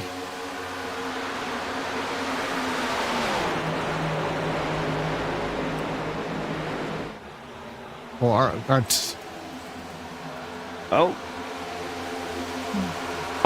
think timing hasn't come out yet, apparently. I think timing and scoring is just going nuts right now. So we're just going to pretend that the caution's not out. Not sure why that happens, but now it's out. Never late, always early. Well, now the yellow should be out. There it is. That was really odd. Yeah, timing and scoring is just freaking out right now, so I do apologize for that, folks. Well, no, now people think this is going to be really scripted. I mean, I know I've joked about this in the past quite a bit, but for those conspiracy theorists out there, this is a good one for you. Yeah, so we're just going to refresh timing and scoring real quick for you guys at home. But Van Drugman is our leader right now. And Sebastian is pitting. All right. Well, everything's all out of sorts here. So I do apologize for that, folks. I have been actually working with the back-end team on the overlay software. There has been some kind of an issue which has caused some lag later in the streams. So. Oh, you know what? Do you think he's out of gas? Do you think that's why? I mean, he had a little help getting back to his pit box there. That could be a reason.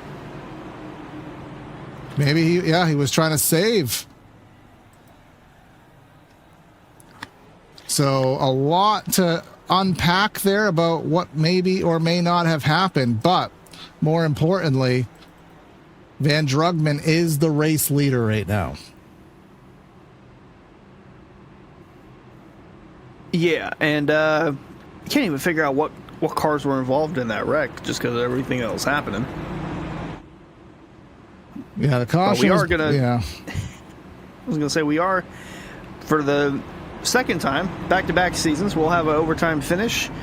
John Hall won it last year, so could look at a first repeat winner of the season in Van Drugman. And then we got guys up here that are looking for their first win in area alone, and that being John Forbes Jr. in the 70s, in a pretty good spot coming up on this restart. Hunter, I'm getting a big update right now from back-end sources. Sebastian's pedal broke. Oh, well, that I do believe is a first, at least for me, because unreal. I mean, we've had shifters break in the real world. We've had steering wheels come off in the real world, but I've never seen, even in the real world, someone's pedal break. So, I mean, there was a driver who used to run VR, and their VR shut down. I've had that happen before, firsthand. That's happened, but a broken pedal, I mean, that's just one hurdle too much to overcome. And unfortunately, that's going to take Marin out of contention for tonight's event. Hopefully that is a problem that he can get fixed in the future, relatively soon, I would hope. But it's going to be green white checkered nonetheless.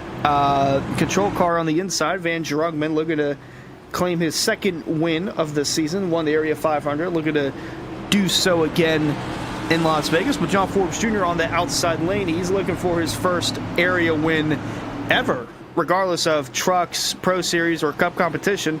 And he'll have a good shot to do it, but only 2 laps. Van Drugman has done a fabulous job and got by the man before the pedal broke, and now has the opportunity. But Seth Knoll behind, he's been aggressive. Our pole sitter, Logan Helton, right there. Green flag back in the air as good jump, and a good jump from Seth Knoll as well. So let's not count anybody out of this thing, and let's not count out a potential other incident, because they are, again, 4 wide here in the meet in the jungle there. Oh, James Skyoli up there in the outside wall. He's going to be rim riding. We're going to be wrecking. Haven't gone completely sideways yet. Nerdy. I don't know how. We are green. Oh, there we go.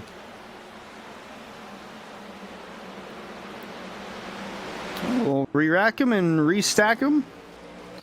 So watch that number 31 of Zach Nerney there, that blue and white car. Actually, big wiggle from Scioli. But Nerney got loose on his own. That was completely unrelated. Yeah, Jacob Bell behind as well. That helped him go around. I don't even think he hit him.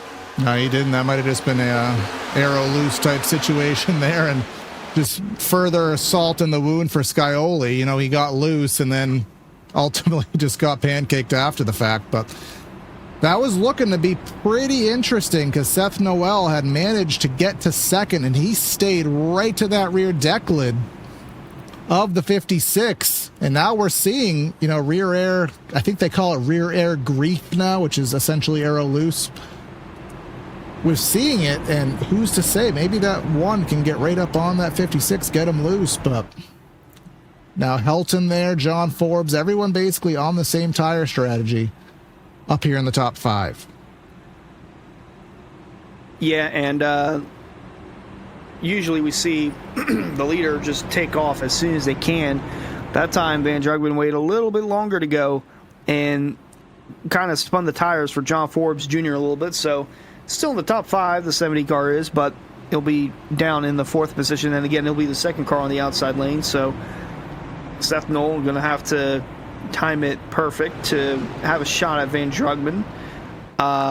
Logan Helton, though, in a solid position, running 3rd. He's had a solid season nonetheless, a top 5 and a top 10 finish, and just 2 starts, running 8th in the standings. So looking to complete the job. Patrick Moose in the 5th position. I mean, he was around 15th or so for a good portion of the race. Pit stops have gone his way, and I mean, he's 25th in the standings. He's just looking for a top 10, so him running in the 5th spot, that's really good. Mentioned about Adam Cabot tonight. He's been in it, out of it, has had a little bit of contact in between here and there, but finished 4th last week at Homestead. He's 23rd in the standings. That'd be good for him. Jeremy Miller not too far behind him. They're actually tied in points, but 7th for the 30, so that'd be pretty good. And then Hayden Swank, we mentioned it. We haven't really talked about him. I believe he was one of the cars that also had an EOL, and he missed last week at... Actually, no. Did he miss the Area 500, I want to say? Either way, he didn't... He finished last week at Homestead. So him getting inside the top 10 late in the going, trying to get a top 10 finish, that'd be really good for him. And then we mentioned Jared Tallmadge in the 07 staying in the top 10. And then Michael Curran, quiet, but slowly worked his way towards the top 20, the top 15, and now on the doorsteps of a top 10 finish. Well, a lot can happen, and who's to say we are done having issues here today. This is our, I believe, the 2nd attempt at green, white checker, so I think we still have one more to avail if we need, and some drivers may take advantage of that, and sometimes some drivers in the back probably want another one because it lets them gain a lot of spots at once as long as you don't get in the wreck. But Van Drugman wants to put this thing in victory lane. Seth Noel, who has kind of been one of those drivers who has been a very exciting one to watch, making aggressive moves, ripping the top 4 wide. He has definitely put himself in a good position, but it's all going to boil down to this ever elusive restart. And then don't watch out for number 2. You have Logan Helton, you have John Forbes Jr. So a lot can happen here, but let's figure it out once again. Heading into the Echo Park zone, Van Drugman going to get on the loud pedal, and oh my goodness! Patrick Moose on the tires, and we're stacking them up. Caution's going to come back out, and we're going to be down to 1 attempt at a green, white checker to finish this one.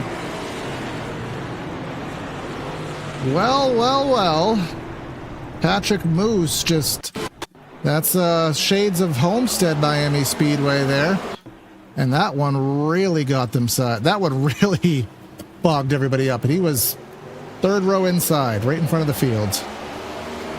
And Jeremy Miller nowhere to go. Cars blinking, scattering everywhere. AJ Stravato just hitting him. And unfortunately, that's it for Patrick Moose. No top 5, no top 10. A lot of guys with damage in that one, I would think. Gosh, this shakes up the entire back half of the top 10. Well, the top 5 are okay, but Justina Sogak is now in a spot for a top 10 finish. That's what I literally had just said prior to that restart, where some drivers want another shot at it because if you don't get in the wreck, you're going to gain a lot of spots. Josh Caudell in that 13 car. When did we expected him in the top 10 here today? But look where he stands. I mean, what a solid effort. Josh Caudell, incredible job of him, and incredible job as well of Rocky Boyd. Mentioned it. David Weishart last week, he went 41st to 3rd. It's not quite podium for Rocky Boyd, but nonetheless, I mean, he'll take it nonetheless. A top 10 run going at the moment, pending on any further shenanigans that might happen on this restart. But 7th for the number 16 car. He is up 34 spots since the start of this one. No doubt, at the moment, the biggest mover of the race. Justin Sogak mentioned it. He was outside the top 10 prior to that restart. He is now inside the top 10 on this next one. Up 28 spots since the start of the race. Seth Nolan mentioned him. Up 26 spots in 2nd. Ben Pierce. He has climbed his way towards the top 15. Up 27 spots. Travis Beckner is still up 19 spots, but has fallen down to 14th. But a lot of guys have moved their way through the field since the start of this one, whether that be through speed, through luck, through chaos, whatever you want to call it, they're putting themselves in the right position towards the end. Absolutely. We're seeing so many different things go around here at Las Vegas. It's been a very interesting race. I mean, we're probably at like 9 cautions by now. The race started off very, very chaotic, and then we ended up having a long green flag run, long green flag cycle, and Philip Groner had that issue on the back straightaway with, say, 15 or so to go, and that just kind of put the race back into chaos mode, and had a lot of different strategies of 2 tires, 4 tires, staying out, fuel only, and we've seen more 4 wide at Las Vegas than I ever would have expected. But we won't be seeing that next week. Well, if we do, I will be quite concerned, but we are going to be at Sonoma next week here for the Area Cup Series. So you can stay tuned for that.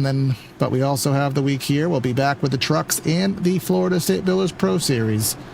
2 more races here in Sin City this week, but coming off of 2, I mean, again, we're racing to the next flag, Hunter, whether it be the caution or whether it be the checker. Next flag ends the race.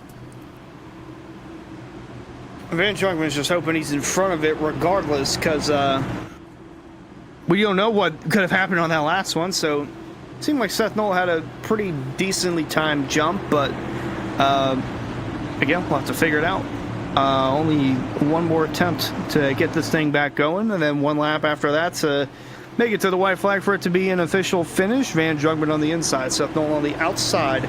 Logan Hell and John Forbes behind him. All those guys looking to get their first wins of the season, but Van Druckmann looking to get his second win of the season. Absolutely, first at Daytona, but this is not going to be a fluke. He has driven a great race, but just has to seal the deal. But Seth Noel, that's the kind of restart he needs from that outside lane, and I'm actually going to give him the edge here. Coming through 1 and 2 on the outside, getting up to speed through the bumps. Can Noel stay to the right rear on exit? If he can, advantage Noel. He can't, but crossover, bumping, heading into 3 for the penultimate time. He's going to send it deep into 3. Druckmann's going to stick to the outside lane. It's going to get tight on corner exit. They're going to be door to door. And Logan Helton's in a good spot in 3rd. White flag in the air. Van Druckmann leads it going into 1. Oh my gosh, it's so tight going through 1. Falling back into 2nd place, about a car late there, 2 back. Van Druckmann has control of the race through the dirty air. Noel can't persevere. Some good racing going on in the back. Connor Horn with a good recovery, but up front, Van Druckmann took the lead from Sebastian Marin, and he's going to come off turn number 4. 2nd win of the season. Van Druckmann going to get lucky in Sin City and win in Vegas. Wrecking in the back. Oh my gosh, who was that? Connor Horn? Drew Jua. Oh my goodness. Oh wow. Well, that car will be on the discount. That, that car will be on the discount shelf at Publix after this one, but I think that might have just been. Yeah, that was just called "I'm done." That was. Anywho, well, let's hope not quite the wreck I was expecting it to be, but anyways. Van Druckmann, what's his final tally here on the day? 42 of the what ended up being 149 laps that we ran here with the 3 overtime finishes. 3 overtime runs, but Van Druckmann gets the 2nd win of the season. Had to fight Noel. Noel got the restart he could have possibly desired. Couldn't have done any better there, Hunter, but just not enough to that 56 is just one to watch this season. Yeah, and it seemed like he had enough to get around Van Druckmann, because that was the best restart anyone's had on the outside lane all night long. But the runoff 2 is kind of what sealed the deal. I mean, he stayed in it for another lap or so, or half lap, I should say. But Van Druckmann, when it counted most, he locked in and was able to seal the deal, and now has his 2nd win in 3 Area Cup races to kick off season 8.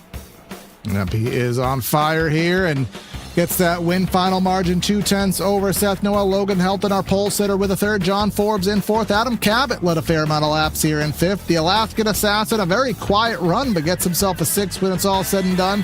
Same can be said for the next couple, Josh Cadell and Rocky Boyd. Connor Horn He was rather competitive here today. In ninth, actually, he was the pole sitter, wasn't he? I don't even remember, but he led some laps earlier. And Jake Nichols rounding out our top 10.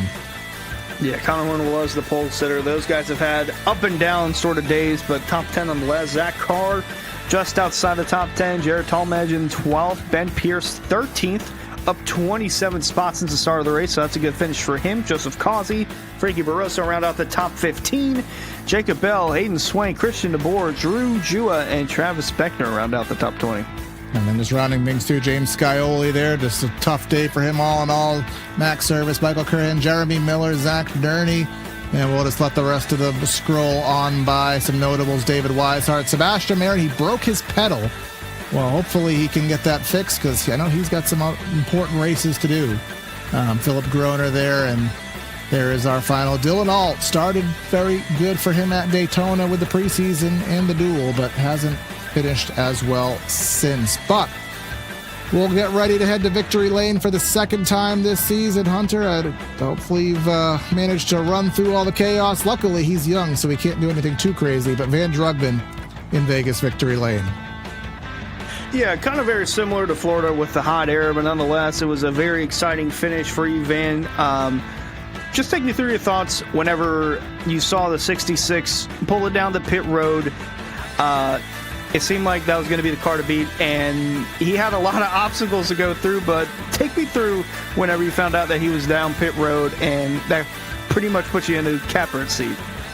Well, let's preface. I did get the lead before that, and he was on, I was in VC with them. He was on double old left side tires, so I had way more rear security than him. I could, send in a bit harder. As you saw in the broadcast, man, I was sending that thing as hard as I possibly could without wiping both of us out. But man, that was one of the funnest races I've ever won. It was just a nice race that we had going there, and I thought I lost it when Seb took 2, and he was just like, he just had more rear slip than me. I was tight, he was loose. I was like, oh, I wish I had your problems. But when there was a little sigh of relief when he had that throttle issue, because it was like, he could probably time the restart. He could probably give me a hard time on the top there, but still, regardless, I believe in myself. I still think I would have won it, and not to be arrogant, I believe in myself. And 2 for 3 on the year. How about that? Yeah, it's an incredible way to start the season. You might be the points leader after this. I could be wrong, but no way, because I finished 40th at Homestead. So.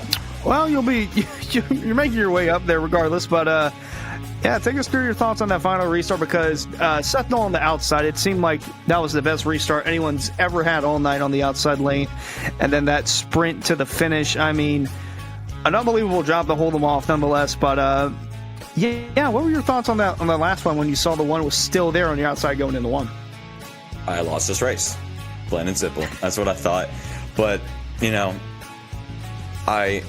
I almost got clear out of. I did get clear out of 2, and I knew Seth was going to go to the bottom, so I was going to want to send it in, and I was really just going to check up top and just absolutely roll on the straightaway, and I did.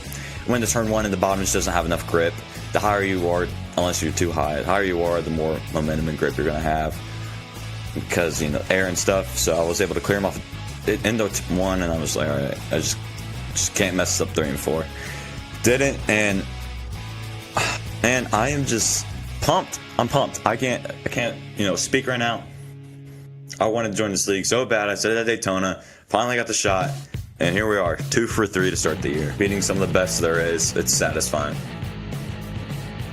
Well, it's going to be interesting next week. We're going to have some left and right turns, but for now, 2 out of 3, not too shabby to start the season off. Van Drugman, your winner at Las Vegas. I would like to be a sellout real fast. Thank you, LBV Racing, for the opportunity they gave me, making good on my promise, and thank you to EPI, Elite Performance Industries, sponsoring the team, and they're a big part of my iRacing career. I should have done this when I won Daytona, but shout out my grandma, passed away about 2 months ago. Always in our hearts. Love you, Ma. This was for you. All right, man. Congrats on the win, and we'll catch you soon, man. Yes, sir. Next week, Sonoma, I'm ready. I'm pumped. All right. And then on P2, I got Seth Noel. All right, Seth. Well, you have the restart of Champions on the outside, and you very, very nearly stuck to his right rear off of 2. I think if you did, that probably would have been your ticket. But all in all, 28th to 2nd. I mean, you still have to be happy with the day, even if that kind of pains a little bit. Yeah, I mean, that's a great points day. Hate saying points day finishing second, but it's a good points day for the JWR race cars car, and set ourselves up well in points to continue to build on the season. It's not one race, it's a long season. Everyone driving through each other. Keep doing that. But we'll keep continuing to just log good finishes together and see what we stack up. Absolutely. I mean, this race, man, just kind of had everything. Of course, it was a little chaotic in the beginning. The fall off was enough, but it wasn't too much. So we saw a lot of fuel strategy, 2 tires, 4 tires. Then we had that long green flag run. We had 4 wide, 3 wide, and you were in the mix of all of that. I mean, what was the perspective like from that one car? Because I know you had some interesting views here tonight. Yeah, I mean, I just felt okay. I mean, just like summer to Homestead, just kind of 7th-ish place, 10th place, something like that, and that put us right in the chaos. Kind of racecrafted our way into some weird situations with others trying to put us in bad situations, and that put them in bad situations with Connor and Cabot. But yeah, I mean, it's just chaos of the mid-pack. Just got to have the right situation to put yourself in to control your destiny of a corner and try and survive. Absolutely. Well, we'll see what you can do next week, as we will be heading to Sonoma to turn right for the first time this season. But I know you get some shout-outs you want to give for your second place here tonight. Yeah, appreciate some speed shout. Didn't shout them out last week. Appreciate you guys hopping on this season as well as last week with the win. JWR Race Cars, another great finish for us. We got to get them a win and then keep stacking them up. Absolutely, man. You were fun to watch here today, and we'll watch you at Sonoma next week. Good luck. Thanks, guys. And then rounding out the podium, Hunter has Logan Helton. Yeah, top 5 finish at Daytona. Couldn't quite get it done last week at Homestead, but a podium paying position. And your teammate went up there and win. Solid points day for LVV Racing. Take us through your thoughts on that race, because might have started second, but there was a lot that happened in between the start and the finish. Yeah, there certainly was. It was a great race, good win to Van, and a good result for LVV. We should have been 3 cars in the top 5 there, but sounds like Seabass broke a spring on his throttle pedal, so he had to pull off the track. So that's unfortunate, but yeah, it was the setup was definitely tight. It was difficult or it was easy rather to make a mistake and slide up into the wall, but honestly, it raced a lot better than I thought it would. It was a lot of fun. It was awesome racing up there with all those guys running in the top 10 the whole race. I don't think I ever went further down than 8th tonight, so that was a lot of fun. All right, well, take us through your thoughts on that last restart. It seemed like Van Jugman was going to have his hands full, and then you were having your hands full with John Forbes Jr. there trying to get that podium paying position. Was there a thought in your mind that if anything happened, that you had to put yourself in that catbird seat in 3rd in case anything happened to the front 2, and just how close it was to being disastrous with John Forbes on that last sprint to the finish? Yeah, definitely. My main focus was on keeping John behind me, or at least to my quarter panel where I can defend it.